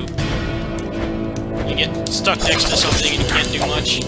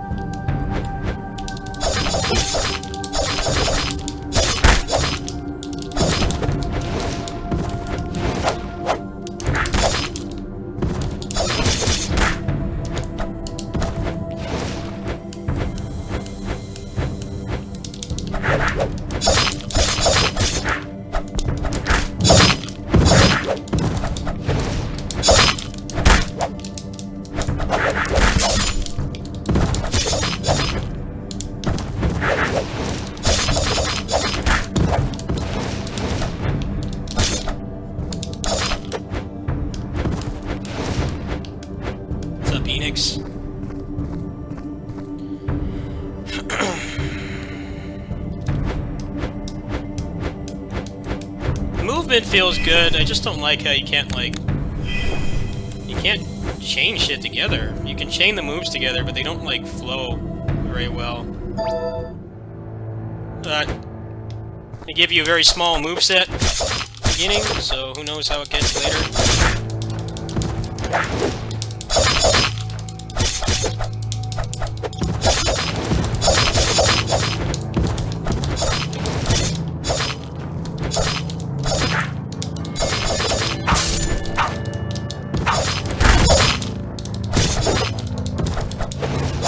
I can see why they give you a really small moveset at the beginning, though, because it's legit hard to learn how to chain these moves together. And the commands for them are very awkward. But I feel like the difficulty curve is a little whack, because you can't really keep things in hit stun for very long. You get knocked all over the place, and there's not really a whole lot you can do. This game has potential, though. I like the movement, I just don't like the combo system feels really limited.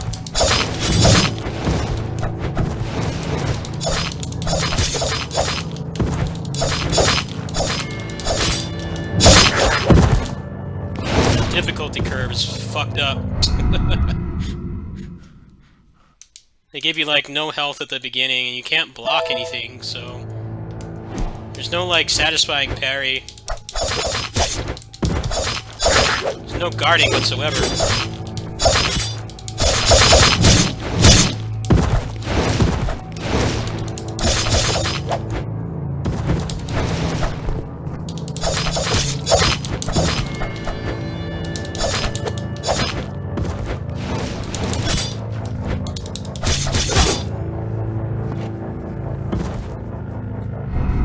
You have to upgrade health in this game, which I don't want to do. I want to try the moveset. See if it makes it better, but they're making it legit hard to do that. Next upgrade is 1,000, so I'm gonna try to get to 1,000. See if that helps. Probably like a Tails game where you just get shit moves at the beginning. You have more options later.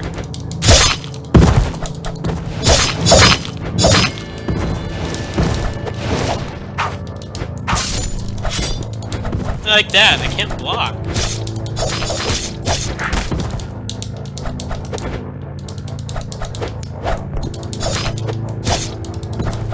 I hate spiders. Why are they in every video game? They suck to fight, and I'm an arachnophobe. I hate everybody has spiders in their game.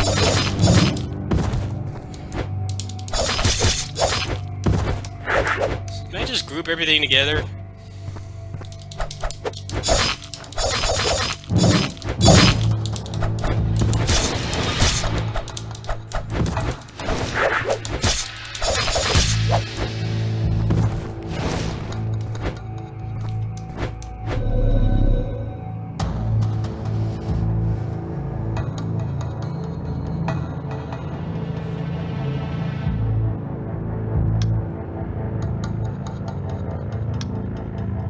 hell is this?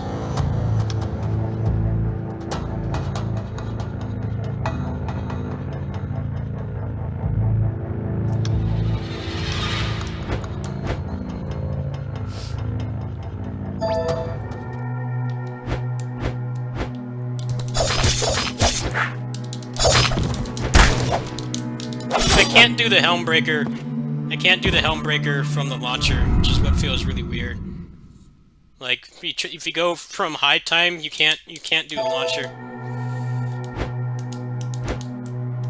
Like he just doesn't do it. Feels really weird. You can't get anything off this launcher at all. You just a sitting duck. It looks cool. Functionally useless right now.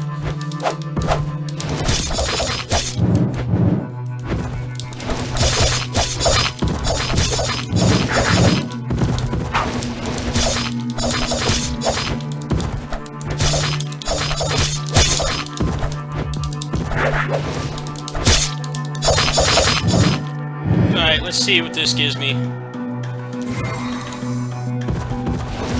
So what new moves did I get?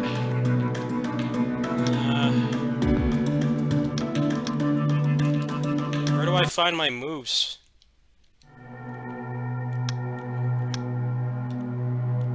Okay, I don't care about the boss. Show me my damn moveset.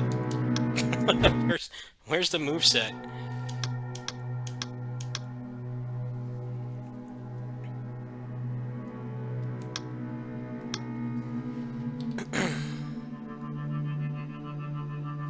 Oh, this is actually the full moveset here, so this is what I just got.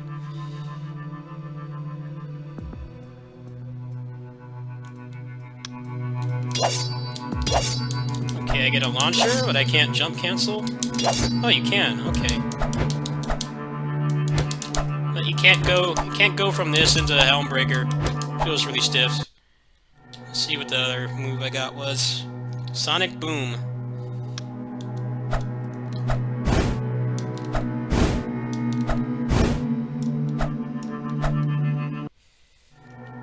Speed Stab.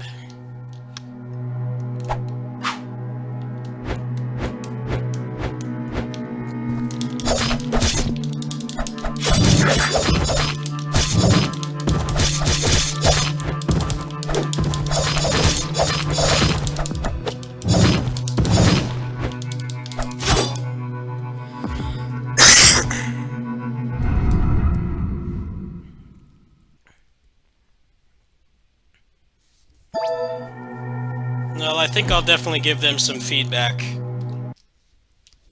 It's kind of weird how challenging it is. The moveset's actually quite good. It's just that you can't really chain it together. It feels kind of weird. Like the regular S and T strings, like they induce hit stun, but like a lot of the other stuff doesn't. Anyway, I have 2 keys for that game. They need to get back to me and give them to me because they didn't send them to my email. They sent them in some weird group message or something, and I can't access it. But I do have 2 keys for that game. I'll probably get a little farther in it later. It seems like you actually do need to get health. It just feels kind of weird to play. It's like the character is very responsive, but you can't really chain much of anything together. There's no like fun stuff like grouping everything up and then just doing a big ass combo, which I feel is what's missing. But the movement is really good. I like the backdash. Not many beat 'em ups give you like that much of a defensive option, but it's also missing parries, so you can't like guard or anything. They really want you to be chaining stuff together, but it feels kind of off because you can't like actually take the enemies with you. You kind of just keep chaining stuff. Your only defensive option is the front dash and the back dash. That game has tons of potential though. Skill ceiling I can tell is really high because the way that the moves work. I don't think I'm going to put out a video for that tonight though. I need to play it more. That is definitely not a game where you can get by just upgrading moves. It's legit challenging. But I feel like what little I played of it feels like some of it is for the wrong reason, because you can't actually keep things in hit stun. A lot of times your combo just kind of stops, which is not really satisfying. I might try Avengers tomorrow. I don't want to spend any more money on KOF for a while, at least not until I get paid again. I heard that Black Widow is like legit fun to play. It's like the only character that's fun to play, but I didn't get that far in the beta.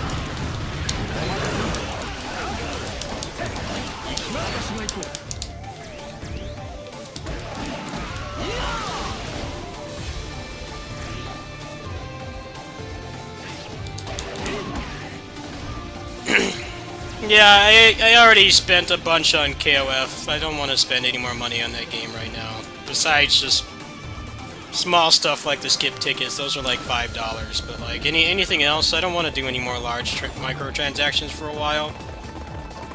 Unless they have like some kick-ass package or something.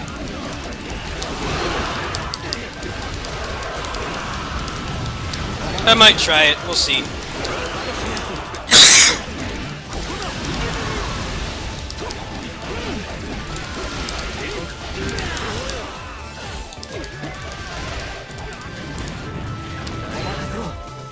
I don't think they gave out any PC keys because Digital Foundry does not have it, and all the people streaming the game today were all on console. I'm sure it'll be all over the internet if it's a shit port. If it's anything like the beta was for me. I had a very poor experience with it, even though I was more than willing to give it an honest chance. I mean,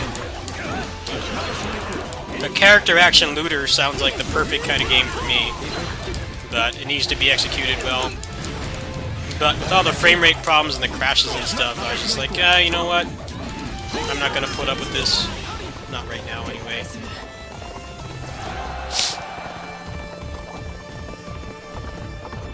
It's a very cheap month for me to run the channel. Nothing really major happening.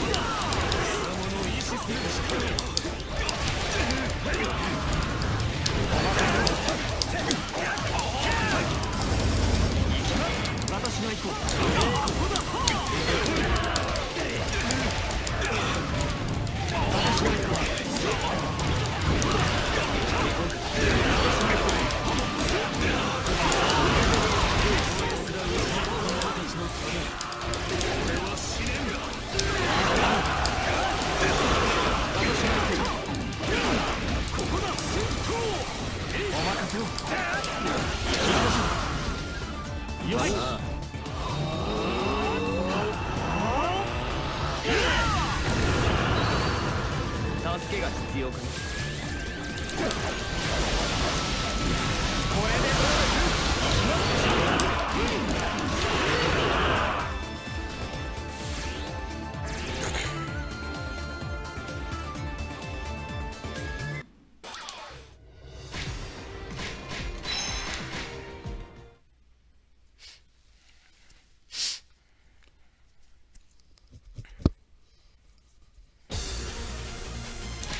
Be right back. Let's see what the next mission is. That one's gonna take a while. How close am I to crafting their weapons? It's been a while since I played this. Nowhere near. It's gonna take like another 4 runs.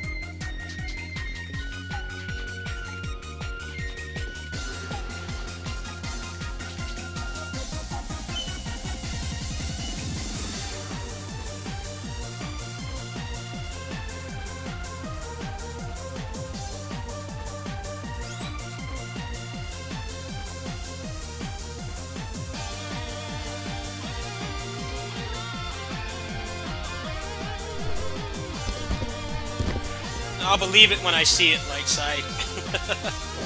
It kind of works out for me because Patreon usually doesn't pay me out fully until early evening, anywhere from like 2 to 5 p.m.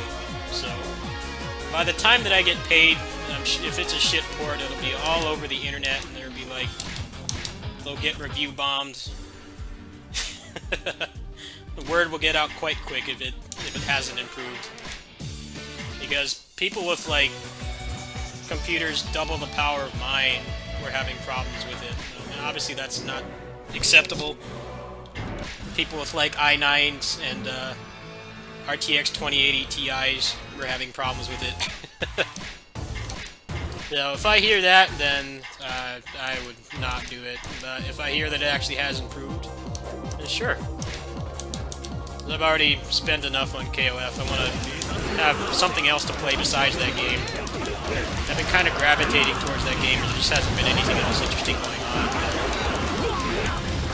Once I heard that you could skip the campaign, you don't actually have to play the campaign. The campaign looks like standard AAA stuff with forced walking sections and stuff like that, but apparently you could just skip straight to multiplayer, which I think is really cool. It's like most games don't let you do that.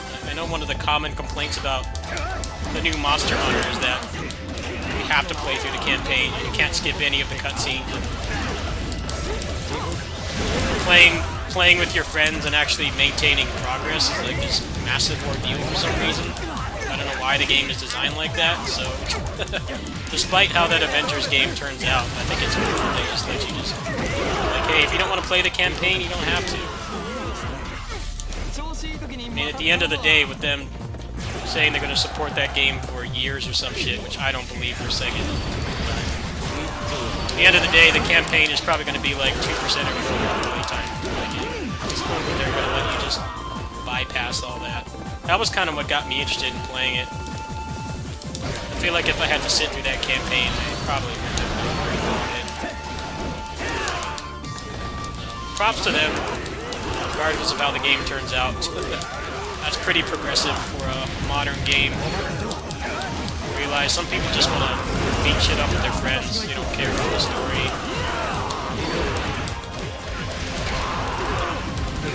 hear it's a nightmare to play like Monster Hunter from scratch with your friends because everybody has to watch the cutscenes or something stupid like that.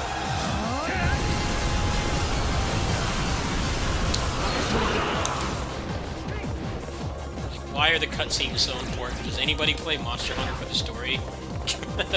Probably like 2% of the player base do. It's mostly just speeding through the campaign so that you can have more freedom to play with friends.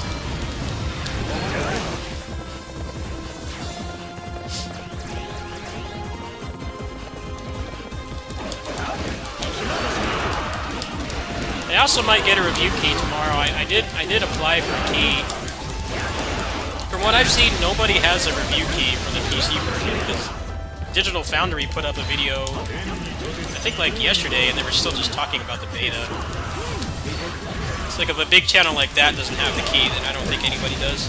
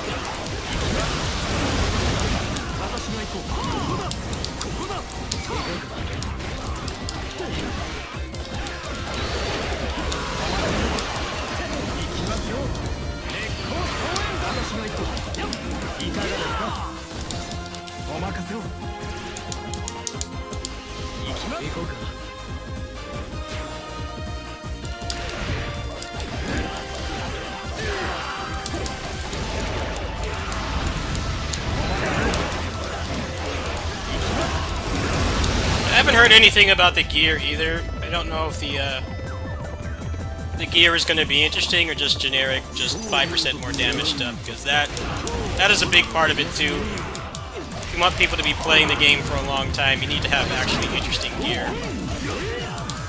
Things that actually change how the character is played. I don't think the game's going to last very long if everything's just 2% more damage. I did a little research today before I started streaming. Some of it, most of it looked like that, but that was obviously just the beta. It's nowhere near the whatever the end game is. I haven't done much research on this stuff. I did a little bit today. I get really turned off loot games when the loot is boring.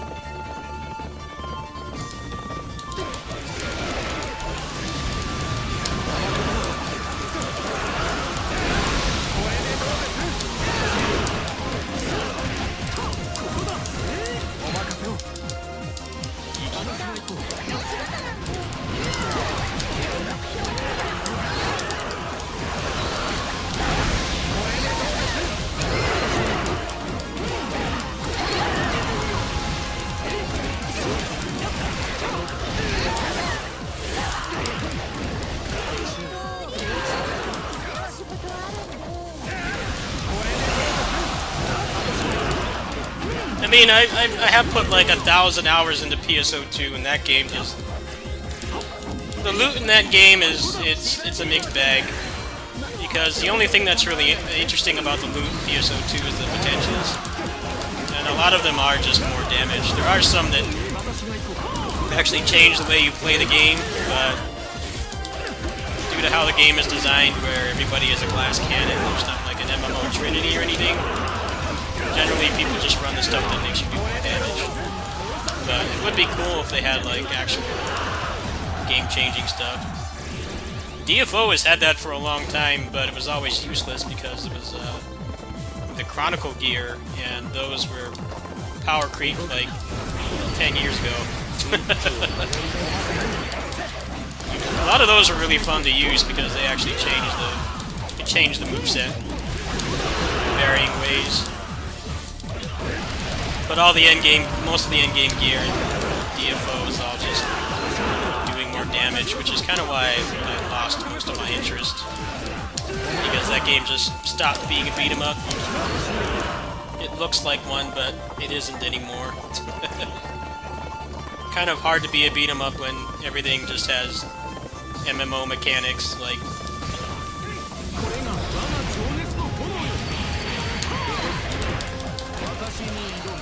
the damage phases and the gimmicks and stuff, and everything is always in hyper armor.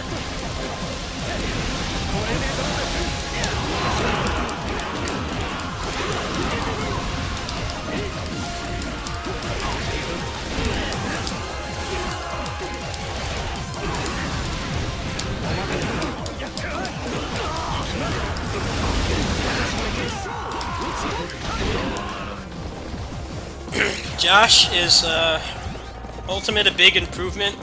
I think it is the best improvement it could be, given all the problems this game had in development, like being rushed out the door because Dynasty Warriors 9 was a meme game to most people.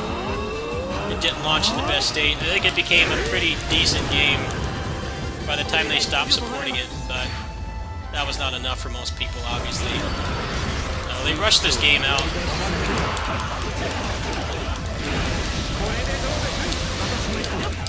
Vanilla is lacking in content. This game has more story, but the story in this game is not fun to play because how much of it is just them talking about nothing instead of actually letting you play. This mode is a mixed bag. The things I dislike about it is the pacing. You see how long this is taking, for instance. I'm not playing this optimally because I actually want to have fun and not just do the same. Because that's what I don't like. That's precisely what I don't like doing in action games. I like using most, if not all, of my moveset and finding creative ways to use it. That's what's fun about games to me. The loot is not interesting in this. It's kind of exactly what I was talking about. The loot is just kind of... you do more damage. One cool thing about this mode, though, is that it does actively encourage using the combo system. And no other no other mode or aspect of this game actively encourages you to use it. But here, stuff like element stacking, it really doesn't do much damage. You're kind of encouraged to use the combo system in this, which I think is really cool. It's generally something they drop the ball with in most Koei Musou games, at least. Actually giving you a reason to do all the cool shit that the characters can do. But the gear is very boring. There's no accessories like there were in 3 Ultimate.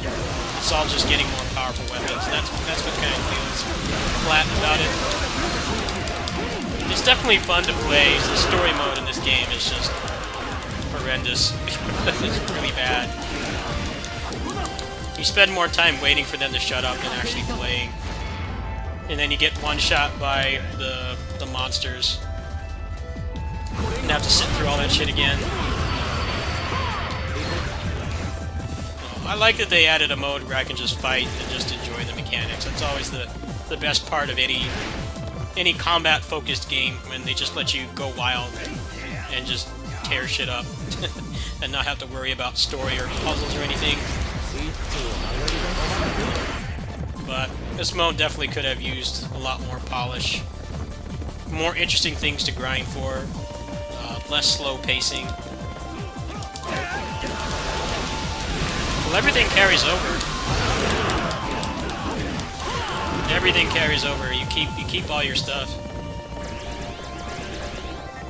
It's not like a separate entity. It's actually, you have to buy an upgrade pack.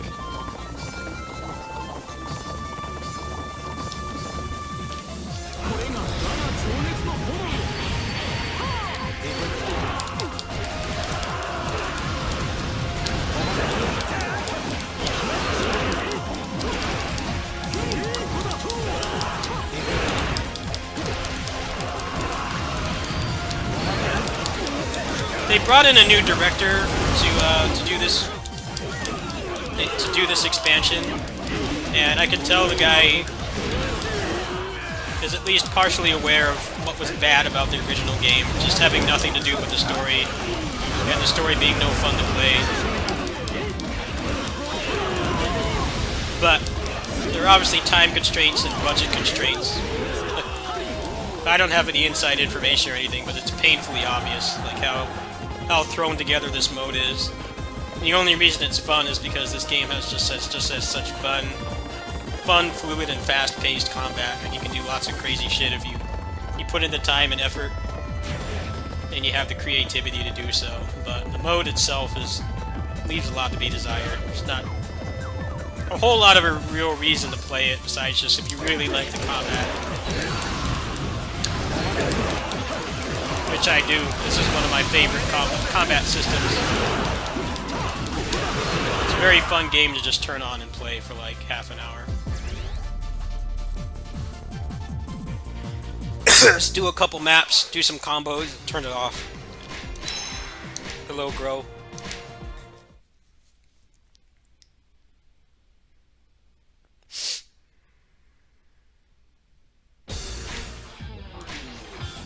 Alright, I don't feel like doing another kill map. That's enough of this for now.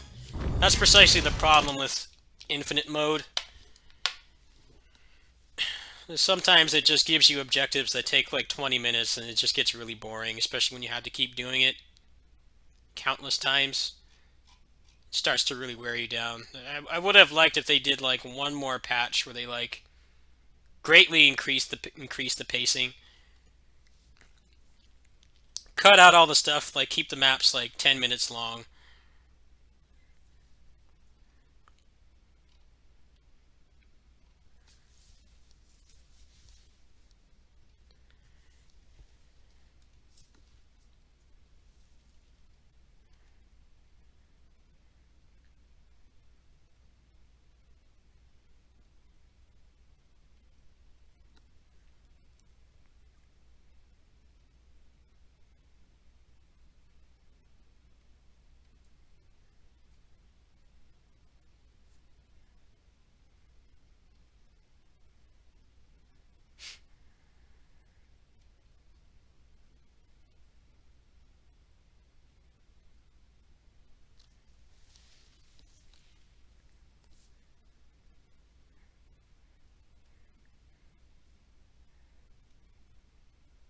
Why the hell would I play that game, Josh? Come on, man. I mean, if some oil prince came in here and it wasn't like a Nigerian scam and he said like, hey, I'll pay you like 50 grand to sit through that game, then maybe I would. But oil princes don't like combo games apparently, so that's not happening. See if I can find my cheat table.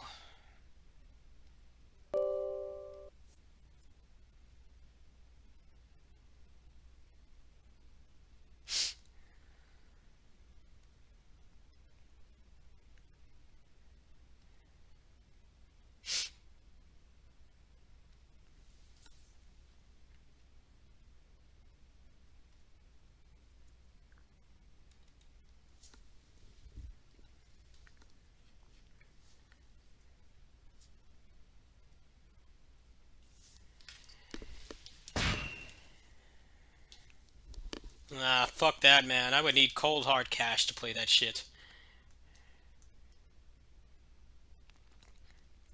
And I would need it up front too. I need that shit up front. No Nigerian scams, please. Dump that cash in my PayPal, maybe I would do it. Glad I don't really have any opportunities to be a sellout with the niche kinds of games that I like, though. I've always kept it real. I think that's what people really like about my content. I don't hold anything back. I'm always honest about what I dislike about games. I don't get paid. I've never had any kind of sponsored... I've never had any kind of sponsored thing on this channel whatsoever. I do get review keys, but that's very different from a sponsored deal. They're like two completely different things. I am not a big enough streamer to get sponsored deals. It's mostly they want you to stream it for like set periods of time, and then they pay you a flat rate. But for me, I'm a person. My whole lifeblood is YouTube videos. Streaming is just something I do to talk to people and just to keep people updated on what I'm working on. That's really the only reason I do it. It's not a consistent or reliable source of income for me. But yeah, I don't get any kind of sponsorship deals at all. So I don't have any reason to not hold shit back. I will always tell it like it is, and I think people really appreciate that in this era of so many sellouts. And people who will talk up a game endlessly because they're getting paid. Which is funny. It doesn't even really seem like you need to do that, because like the people that... This game's publisher, Namco, the people that actually get the keys and stuff, they all like actively hate on the games all the time. It's like a constant thing that happens. You know, Namco puts out an average at best like anime game, and all those guys actively shit on it every time, and they keep getting invited to events and stuff. It doesn't even seem like you need to be fake anymore. If Bandai Namco is any indication, you don't need to do that. It's been a cycle for years now. I appreciate that about them. Don't get me wrong. I just think it's kind of weird that there's no consequences for doing that. And what's weirder about it is that they don't listen. Those guys are really passionate about a lot of the franchises that they make these games off of, but nothing really changes, which is kind of the problem. They have very inconsistent quality with their games.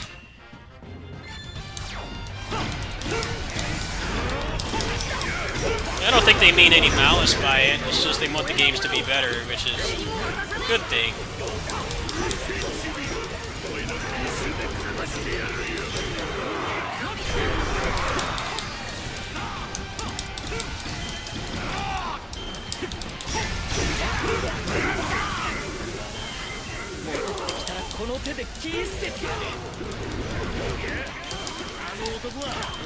I can name another example that, like, Overwatch.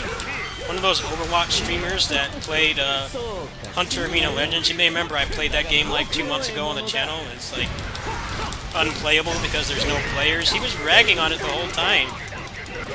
And, I mean, nobody knows how much he made off that deal but him, obviously. But that guy is a huge streamer, so I can't imagine it was cheap.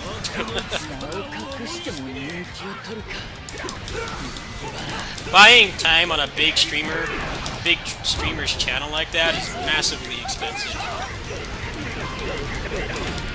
And he was hating on it the whole time. Is that the guy's name? Yeah, I don't really watch those kinds of streams, but yeah.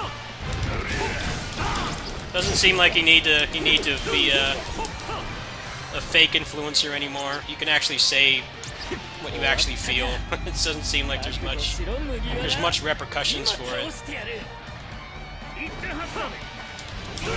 I always try to like tell people what the positive parts of the game are and like how it can be improved. I don't like to just straight up hate on something because that's not really constructive. I feel like every game does have some good point, and I like to point that out. Or I like to always reassure people that, you know, maybe if they just patch this one thing, the game will be good. But apparently I don't need to do that. You just like straight up hate on something. Which I think is cool, actually. I'm tired of fake influencers. I'm really tired of that myself. The games don't get better if everybody is just a suck up. We need to actually tell them what's wrong, and they need to actually fix the problems.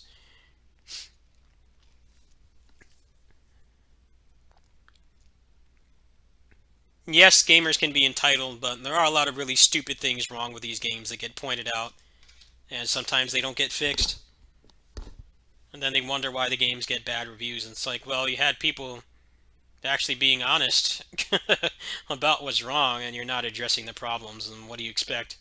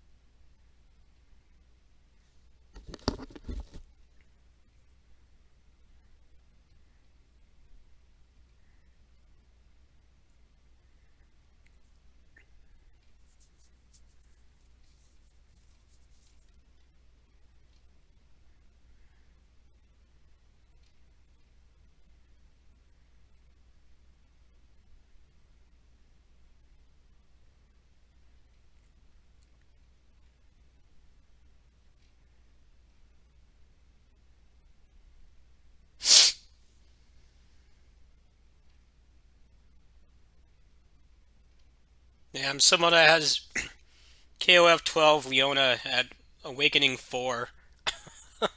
That's crazy. Actually, I have enough memories to get her to Awakening 3. But I'm not at the point in the endgame where I can easily get those potions, so it's going to take a while. But yeah, I think I might try Avengers. I'm seriously considering it. So I've dumped a decent amount of money into KOF. I need something else to play.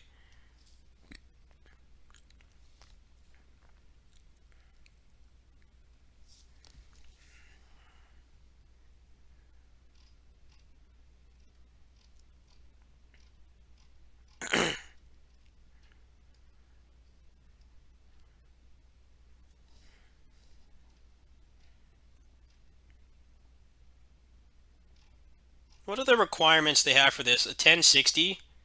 110 gigs? What?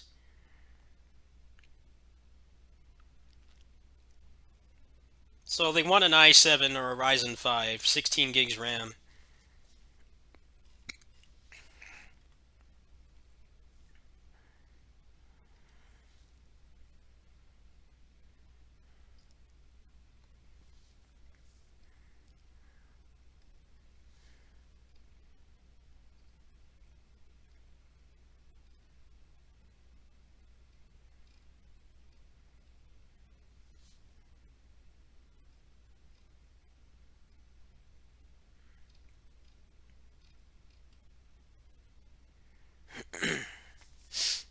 there was a cheaper place to get this, I would be more willing to give it a chance, but none of the sites I use that are outside of Steam are selling it for more than like $3 off, which is not even worth the trouble. I guess it kind of is because my debit card is tied to where my parents live in Arizona, and in Arizona they get sales tax. They get taxed on digital purchases, whereas in California there's no sales tax. So let me check that really quick. Hold on.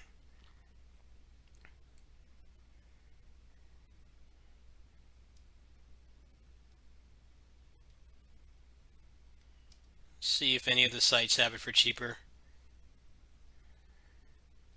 Then again, I can't refund if it's a shit game or it doesn't work, so I'm kind of on the fence.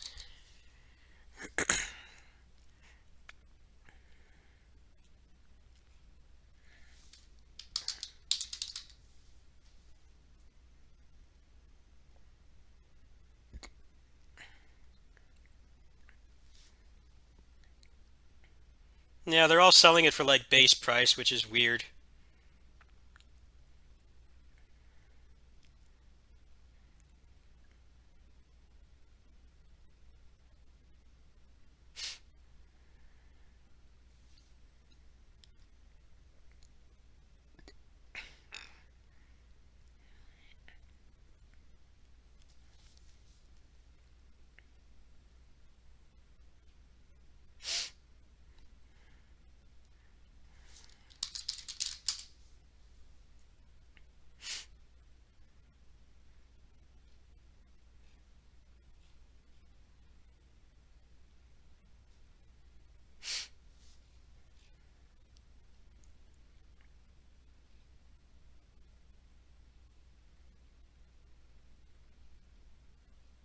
There's one here for $45.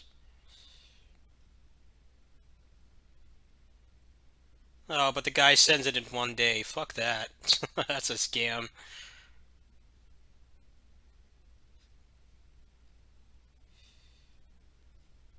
There's a site you can go on that's like not it's not illegal. What it is, it's kind of like a digital Craigslist where people can sell things that they get. Like for instance, all the humble choice games, they all end up on this site for like $1. Obviously they're legally obtained, but people just don't want them, so they just dump them on here. Sometimes you can get really good deals on this site, but other times it's like it's not worth the trouble. It's probably better to just get it on Steam anyway, because if it doesn't work, I can get my money back. Whereas if you buy from any external site, you're stuck with it. And I definitely have bought games that it's not even a matter of me not liking the game. It's like the game just literally does not work. Like the port is really bad or something. Sometimes it's not worth the risk. It's better to just wait. We'll see. We'll see how I feel. By the time I get paid tomorrow, Patreon is like the only time that site gets any kind of activity is when it's payday, which is the first of every month, is when they pay us.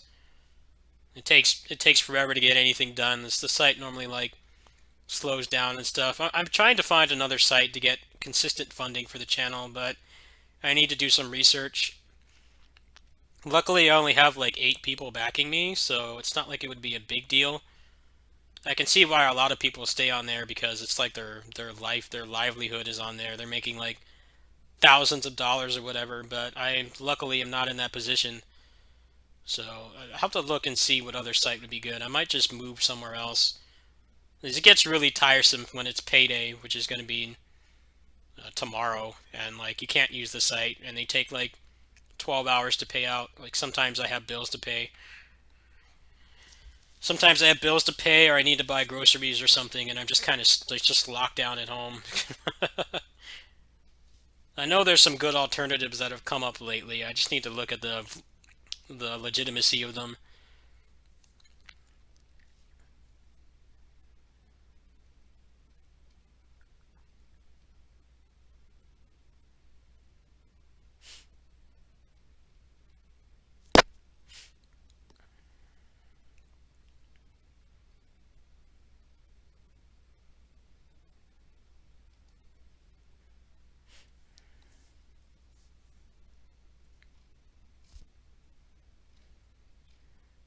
Let me check if anything else is coming out this month before I make a decision.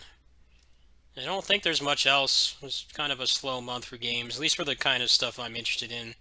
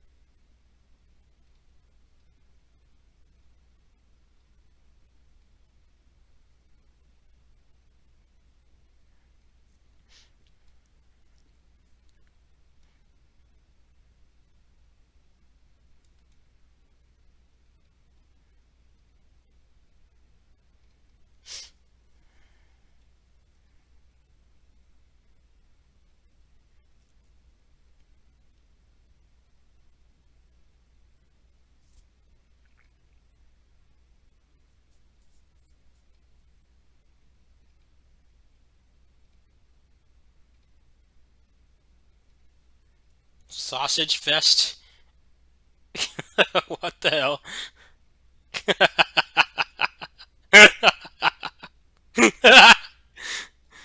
Wow.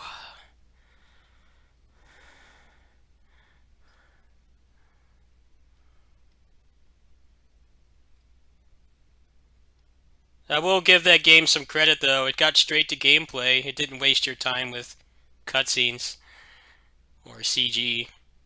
I give them that. They knew how to sell their game. They got straight to the point. That is something a lot of indie developers don't they don't understand that. You need to get to the point quickly.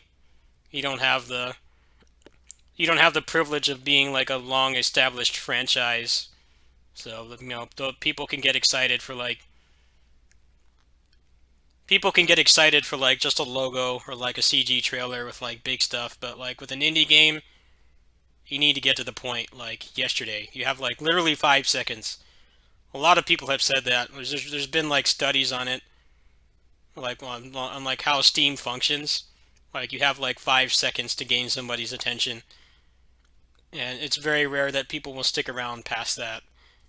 You have a very short period amount of time, and I spend a lot of time doing this off camera. I only stream myself doing this just occasionally, but it makes it a lot easier for me when I can get straight to gameplay.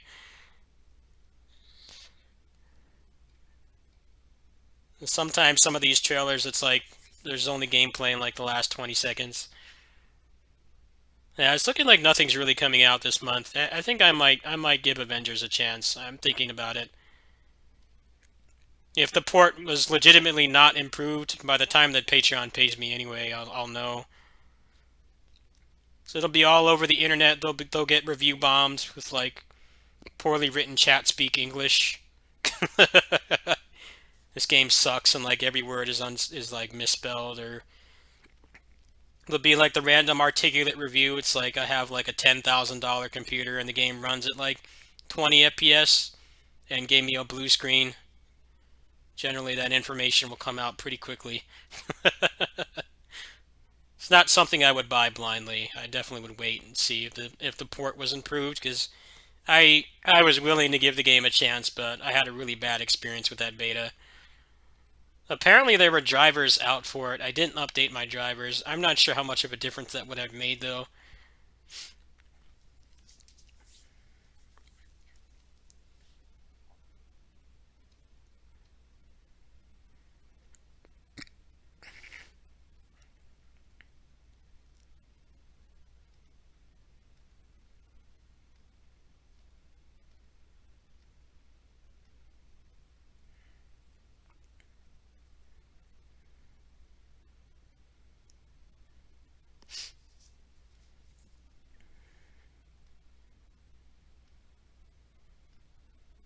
This trailer shows like no gameplay.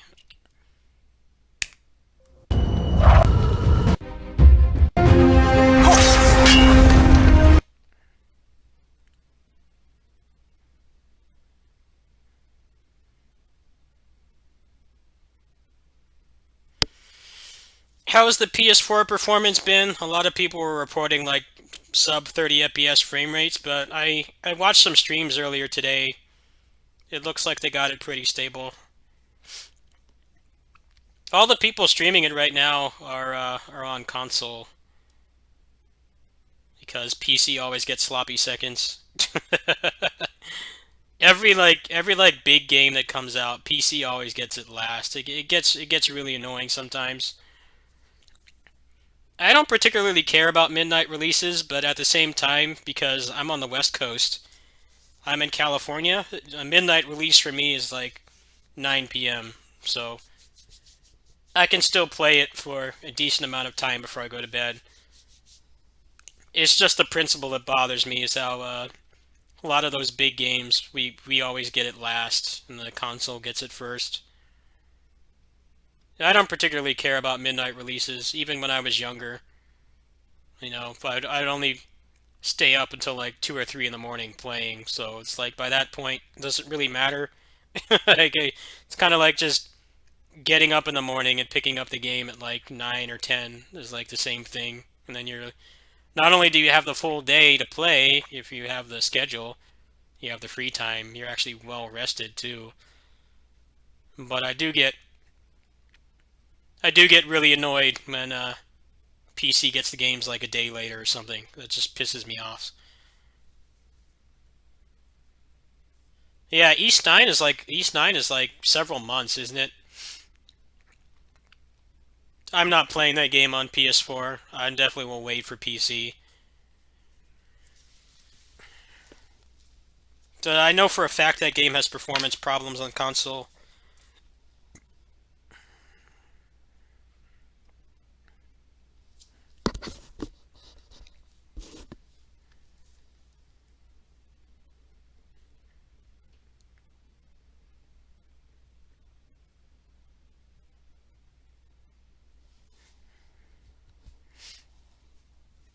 Yeah, Marvel 3 midnight release was actually pretty cool because they had like a whole event for it and everything. That was pretty fun. I think I was actually there for that if I remember correctly. February 2nd. It's not even an actual release date. It's a one of those really vague ones. Obviously, I know why that's happening though, because East 8 almost sabotaged the pedigree of the East franchise on PC because the port was really bad. So they're obviously not taking any chances. I just hope for their sake that the game does not have another bad port. Because they had to get Durante in to fix that port. Now it's the best version of the game. It went from being the worst version of the game to the best version, and the reviews actually recovered. The reviews were like mixed and negative for a long time because the port didn't work. It's one of the few rare instances where they actually saved the PC port. Because if you look up like East right now, they're all at a good rating. But before, the only one that had a bad rating was East 8 because the port was really bad. There were performance issues. It was crashing. Crashing was the biggest issue from what I understand. I remember when it came out, I was watching an e-speedrunner play it, and he couldn't get off the boat because the game kept crashing. So I'm pretty sure that's why it's getting delayed, is they realize they can't risk that again. See, right now it's at 80%, so it's at very positive, but it was at like, I think it was at like 55% or something like that before the patch. They patched it multiple times and there were still problems with crashing. It's one of the few instances where a game can come out with a really shitty PC port and actually still get saved. I can't think of any other time that's really happened. So I guess that's why. It just sucks for me as a PC gamer.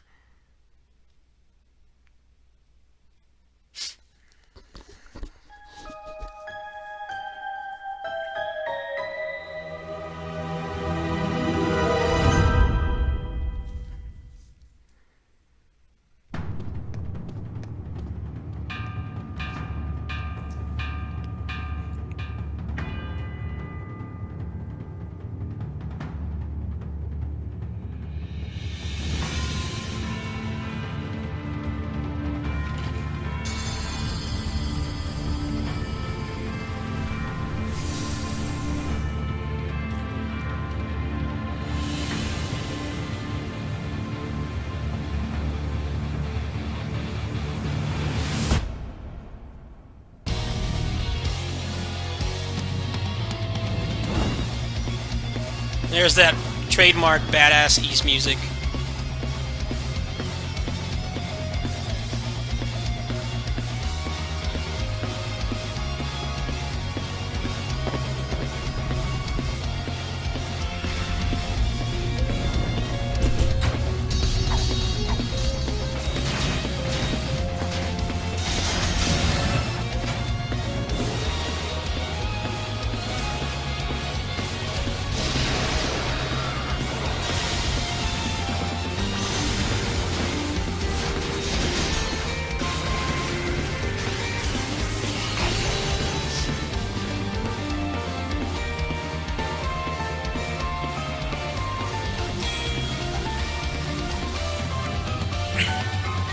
What's really sad about this is that, look at this, almost the entire series is on PC.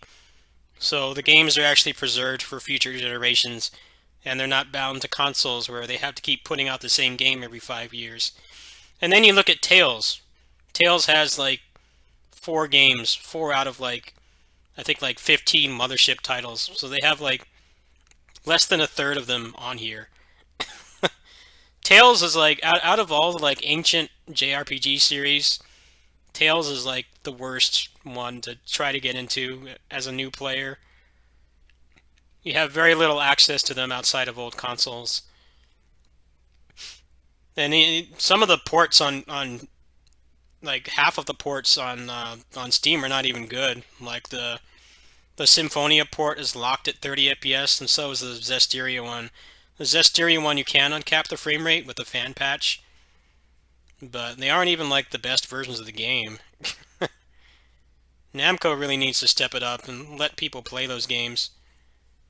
It's like if I had never played East before, I could like seriously just buy all these on sale and not get the entire series, but the vast majority of it, most of the good games too, just instantly, and have access to them forever and not have them be bound to a console. But Tales, it's just so hard to play those games. It really is. I'm glad that I played them when they were new, because it's a real nightmare playing them back now. You need to have an emulator.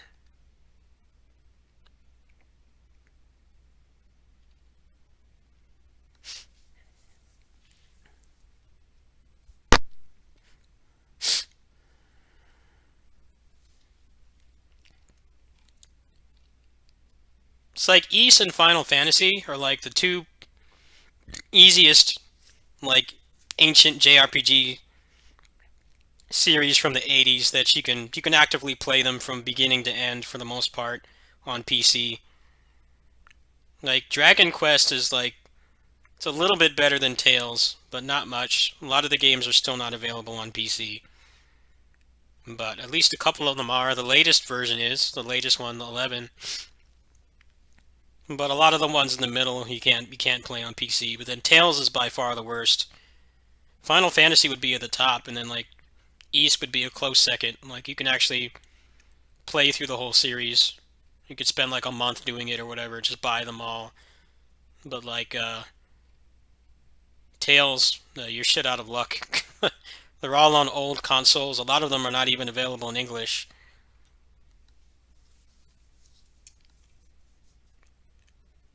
It's kind of unfortunate that people that like started with PS4, they don't have access to a lot of the really good games.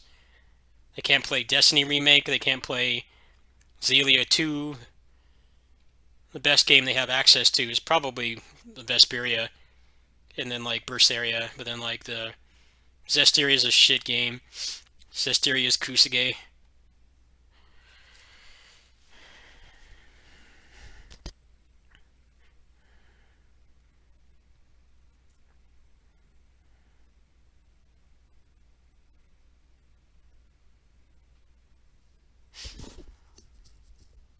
I feel like Namco doesn't care about Tales, which is sad because there's no other JRPG series that has combat like that. There's been a lot of imitators, but they're all not good to play.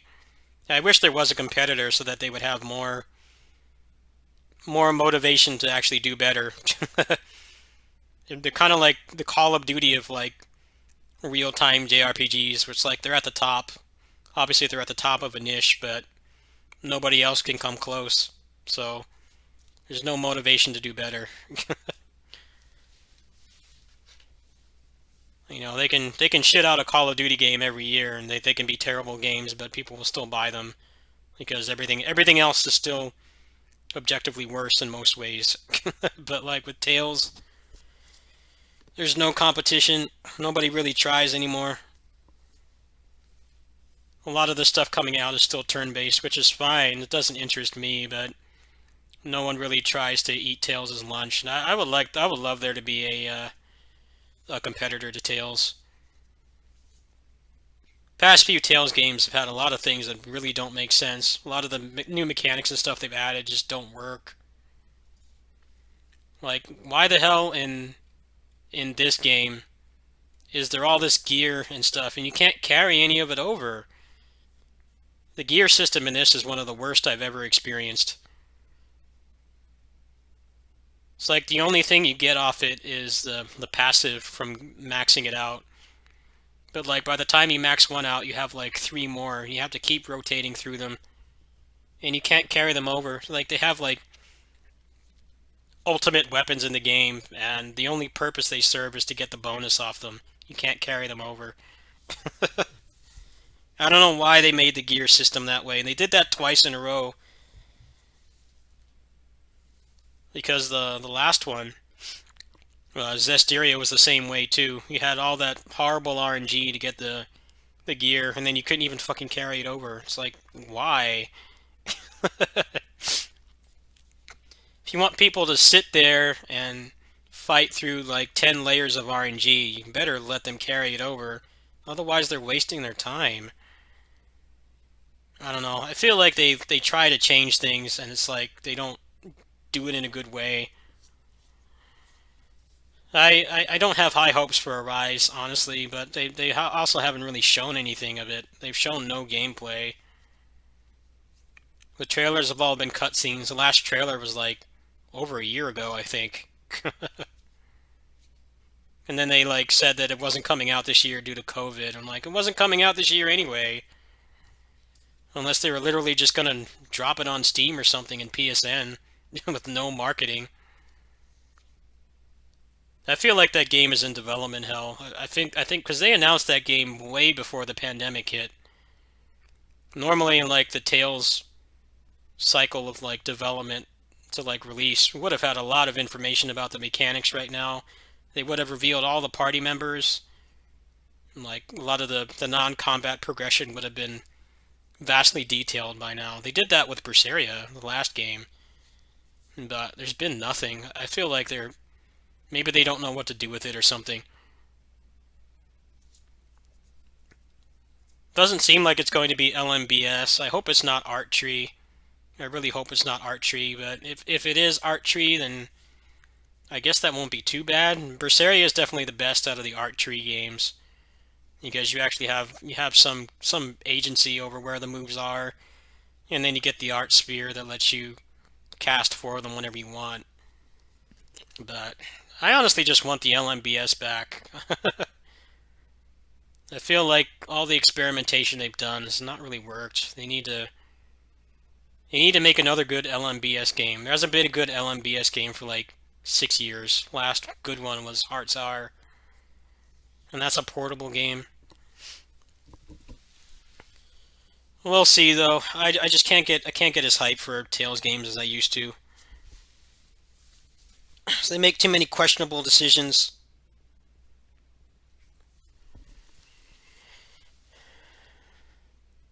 I'm not going to sit there and grind gear for 50 hours, and then if I want to play the game again, I can't carry any of it over. I'm sorry, but that's clown shoe stuff. Like, JRPGs have been letting you carry over gear for like 25 years with like Chrono Trigger. It doesn't make sense for a game that came out in 2017 to just not let you carry over anything. Do all that grinding, and then it's all gone. It's like you never did it.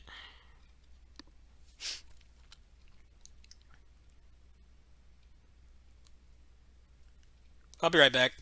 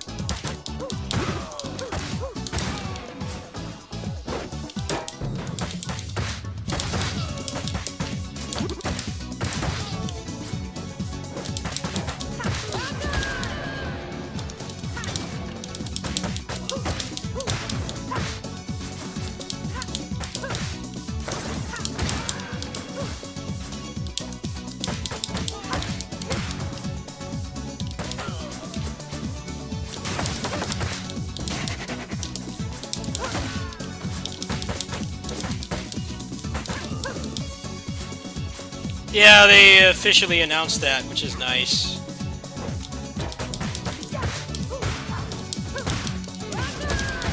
This game did way better than they thought, so it makes sense to want to keep it going.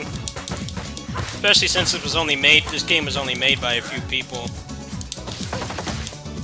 It wasn't like a big AAA project or anything. They can't churn out another game quickly. They want to keep money in the pipeline. It's easier to just expand on this than starting from scratch. But I know that a lot of them are working on Windjammers 2 right now. Definitely not this year. Probably like middle of next year or something. The main programmer, Jordy, the guy that I know, is my connection. Since I played their last game, I was a beta tester on their last game too. He said that he's working on Windjammers 2, so...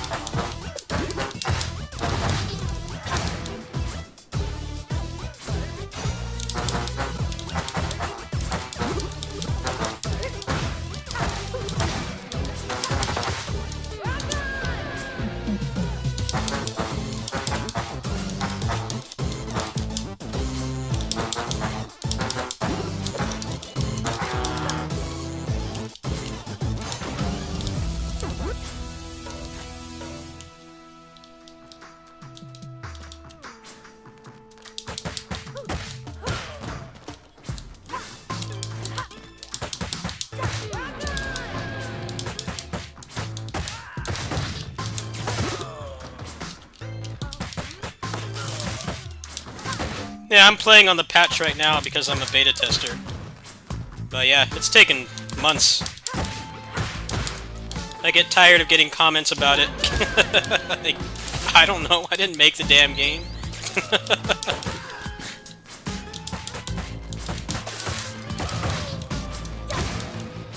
I played a minor role in development, but like suggesting some of the changes in this patch, but I wasn't like on the development team. I'm not in charge of that shit. And people keep asking me like I know. It's like you need to ask the official channels for that.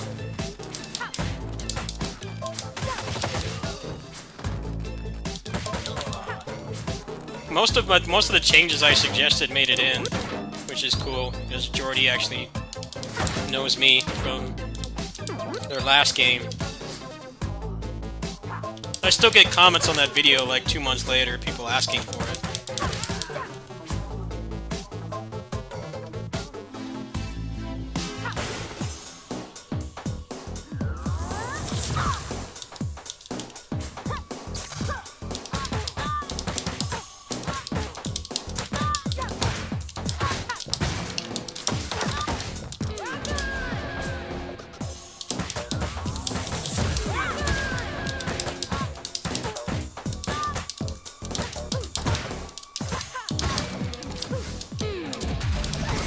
Hello.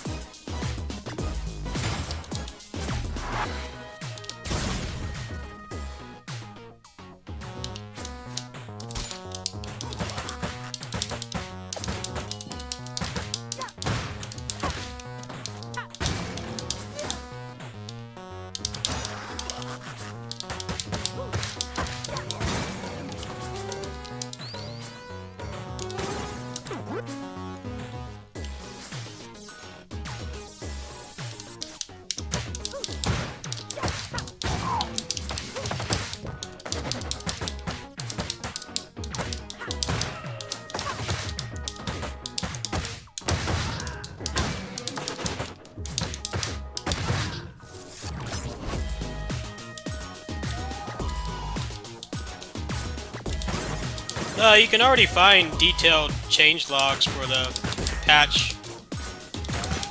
I made a couple, and then some people made ones that are more in-depth. It gave access to a lot of the streamers and speedrunners. I just got in because I made some good suggestions for changes, and I also have a little bit of connections with them. Well, you're not gonna find that stuff on like a news site, though. You have to seek out those people's channels. And pretty much all the changes have been documented. I don't think they're doing anything else to it. They expect it to come out anytime soon. Shin Kenso actually put up a bunch of changelog stuff. I did a couple as well.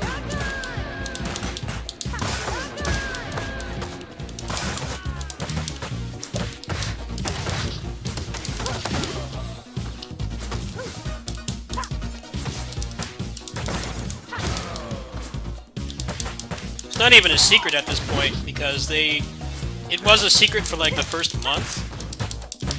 There was that month where I wasn't playing this game, and the reason for that was because I was in the beta, and I was helping them make changes and stuff, and there was an embargo on it, but the embargo lifted like 3 months ago.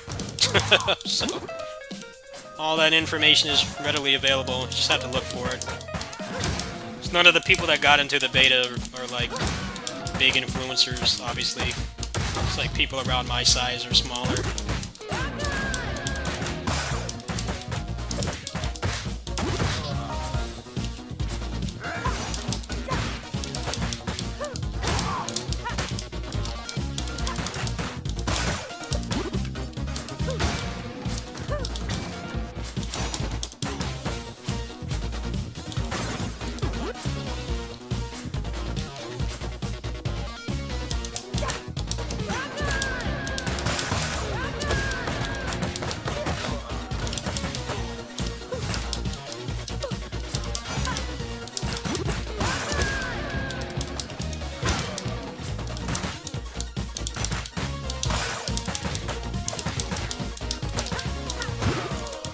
This game does a lot right. There's a lot of small things it does that make a big difference.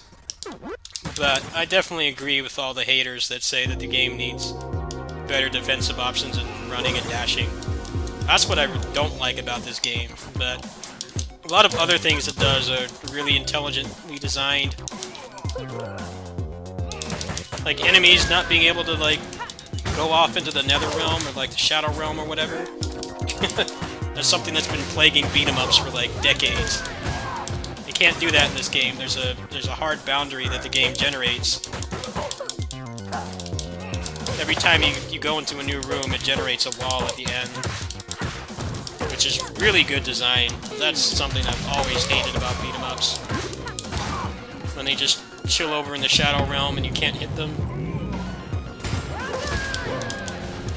Or they like put an active hitbox on the screen when you can't even see their sprite. None of that stuff is a problem in this game. Having a pickup button is huge. Maybe the game doesn't feel as updated as you think it would be for the first installment in like 26 years, but there are a lot of minor things it does that people don't appreciate that are really good changes. OTGs is huge too. That's one of the things that's really great about this game is there's less of the... Did the burger just hit him on the way up? I think it did. The OTGs are a really big part of what makes this game fun too, because it solves the age-old problem of knocking an enemy down and having to wait like 2 seconds for them to get back up, and not being able to interact with them anymore. And this beta patch actually greatly improved more OTG options for most of the characters. That's why I didn't like playing as Adam much, because the only OTG he had was his super. So he kind of felt like playing an old-school beat-em-up character.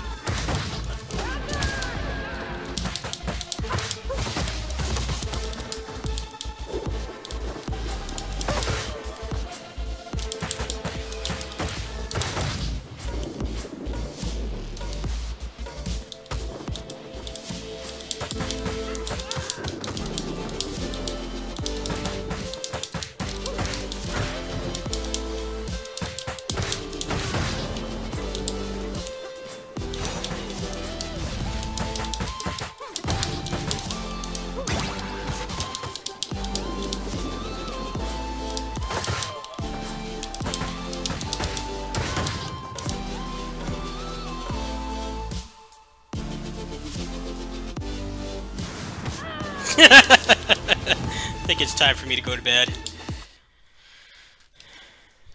Getting tired.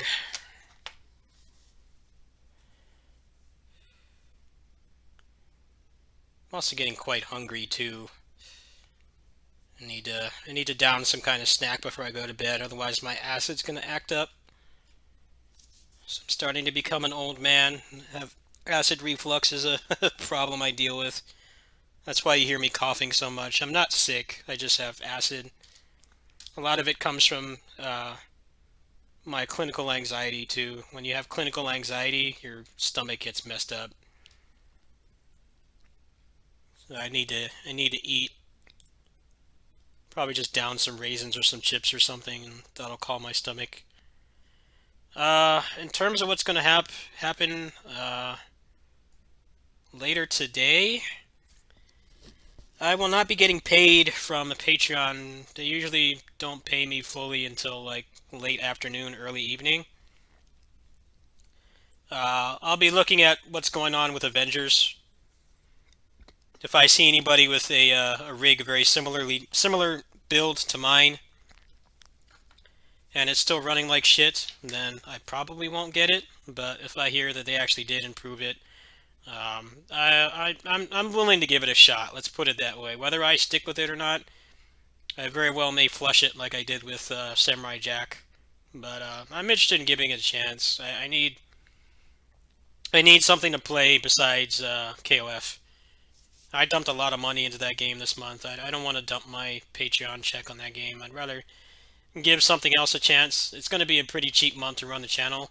The only other things I really have planned is maybe the new PSO2 class, but I'm kind of on the fence about it. I need to look at some more gameplay of him first. And yeah, that's basically it. There's nothing else happening this month at all, so we'll see. I will not be on at release because A, I won't have the money until probably the afternoon. One reason I want to get off Patreon is because it's really inconsistent when they pay you. Sometimes, you know, I need to go out with friends or have a bill to pay, or there's like a sale for something, and I can't ever like consistently get it because they pay you out at random ass times. Sometimes it processes really quickly, like by lunchtime, and then other times it doesn't go through until like 5 or 6. But I'll be looking to see if they actually improve the port because I had a really shitty experience with the beta. It was running like garbage. It crashed. It felt like it had some really bad memory leak. Obviously, the game was like pretty close to done. I don't know if that beta was like an old build or something. It's possible that that build could have been from like months ago. It's not actually a beta. I hate how they fucking call it a beta. It's like, how is it a beta when it's out in a month? A beta would be like maybe like 6 to 8 months or maybe even a year before it came out. It's not a fucking beta if it's like coming out in like 3 weeks. But they do that to get people to pre-order it so they get the maximum money off it. I just think it's false advertising. It's kind of sad that people fall for it. So they do the same thing with Call of Duty too. They do like a multiplayer beta. It's like the game's already fucking done. They could like release it like right away. It's not a beta. You can't even really have a beta for a Call of Duty game anyway because they come out every year, so there's not even enough time. Call of Duty's like the last game you could have a legitimate beta for.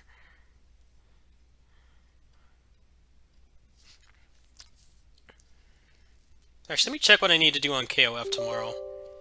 Or later today. I think I did mostly everything. Mostly just infinite battle. I'm only doing the unlimited limited battle or infinite battle this week because the other one I don't have enough good characters. So that's a lot less time playing this.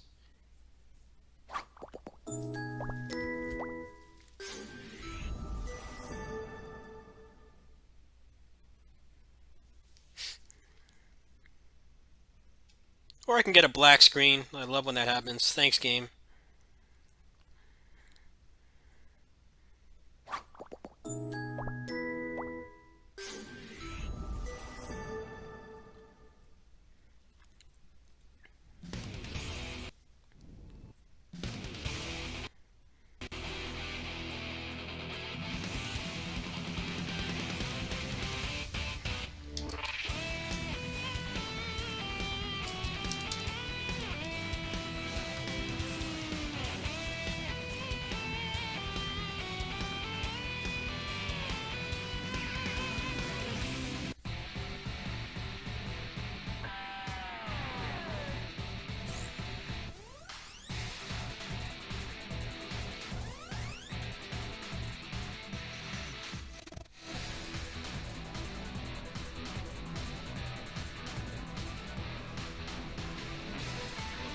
This track is so good.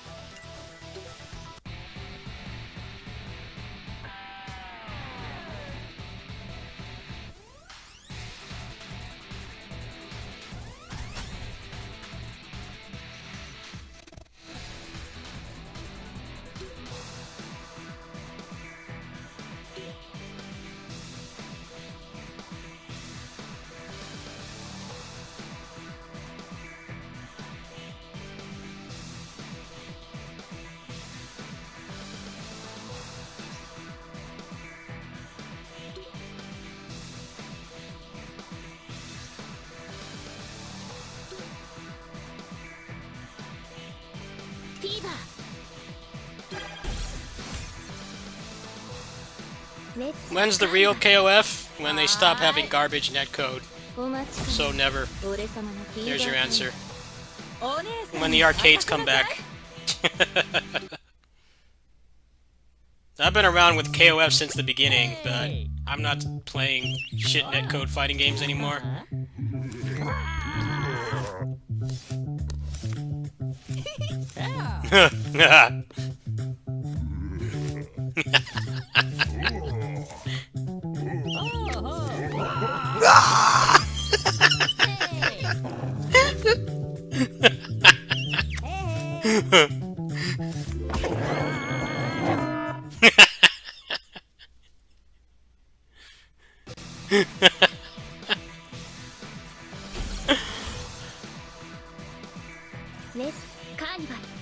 Yeah, 2002. I played a lot of 2002, 2003, and 11. I played the most. I miss those days. I didn't touch 13. I paid full price for that game, and it was unplayable online. I don't fall for that shit anymore. I'm done. Make the game playable online, or I'm not gonna play it.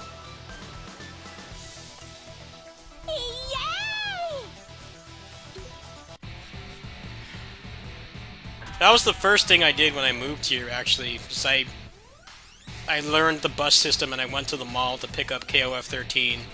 When I took it home, I tried to go online, and the netcode was the worst I've ever experienced, and I never really played it much again. There just wasn't a point.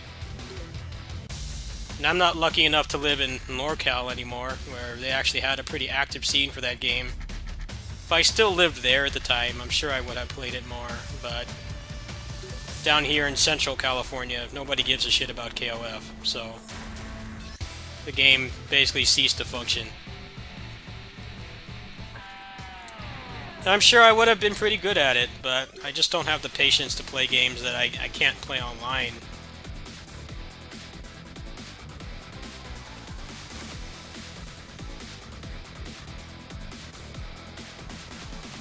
I'm getting too old for that shit. I'm tired of buying fighting games and then just not being able to play them. I've been around that block like a dozen times at this point. That's why I really only play Power Rangers now. Power Rangers has good netcode. Everything else is like whatever to me. Doesn't really interest me.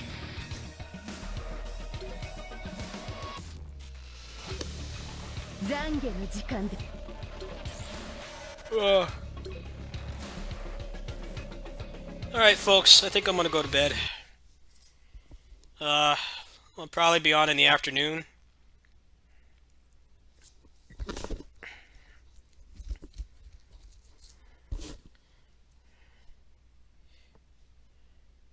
I'm gonna get some rest. I need to eat something too. My stomach is, my acid's messing with me right now. Need to down a snack or something. We'll see what happens with Avengers. I'm not even really excited for it. It's just I heard that Black Widow was fun to play and that maybe they made the port work. But it releases at 9 a.m. tomorrow, and I don't have the funds on my account to get it right away, and I don't want to anyway, because if it's a shit port, or I see anybody resembling a rig with specs to compare to mine that can't run it, like the beta, then, yeah, I'm gonna skip that shit. I think I'm just gonna get it on Steam, despite having to pay tax on Steam, because that way I can refund it. I'll give it an honest chance. I gave Samurai Jack an honest chance and I flushed it, and I can very well do the same thing here. Got 2 hours to play it, and they actually let you skip the campaign, which I think is, like I said earlier on the stream, regardless of how the actual game turns out, that's actually pretty progressive to do. Because for everybody that just wants to enjoy the story, there's like 10 more people that just want to play with their friends. And a lot of these co-op heavy games, they claim to be co-op heavy, and they make you play through like a 30-hour campaign, and you can't skip the cutscenes like Monster Hunter. And it's like the game actively prevents you from playing with your friends. I think that's actually pretty damn cool. I hope that more games that have more of a focus on co-op let you do that. I wasn't gonna buy it. I was gonna skip it completely until I heard that I could just skip the campaign. I don't like being forced to do that to get to multiplayer. I feel like that just runs the risk of burnout too quickly. Anyway, I shall see you guys whenever later today. Whenever I feel like it. I don't have much to do on KOF, so I'll probably play some more single player stuff.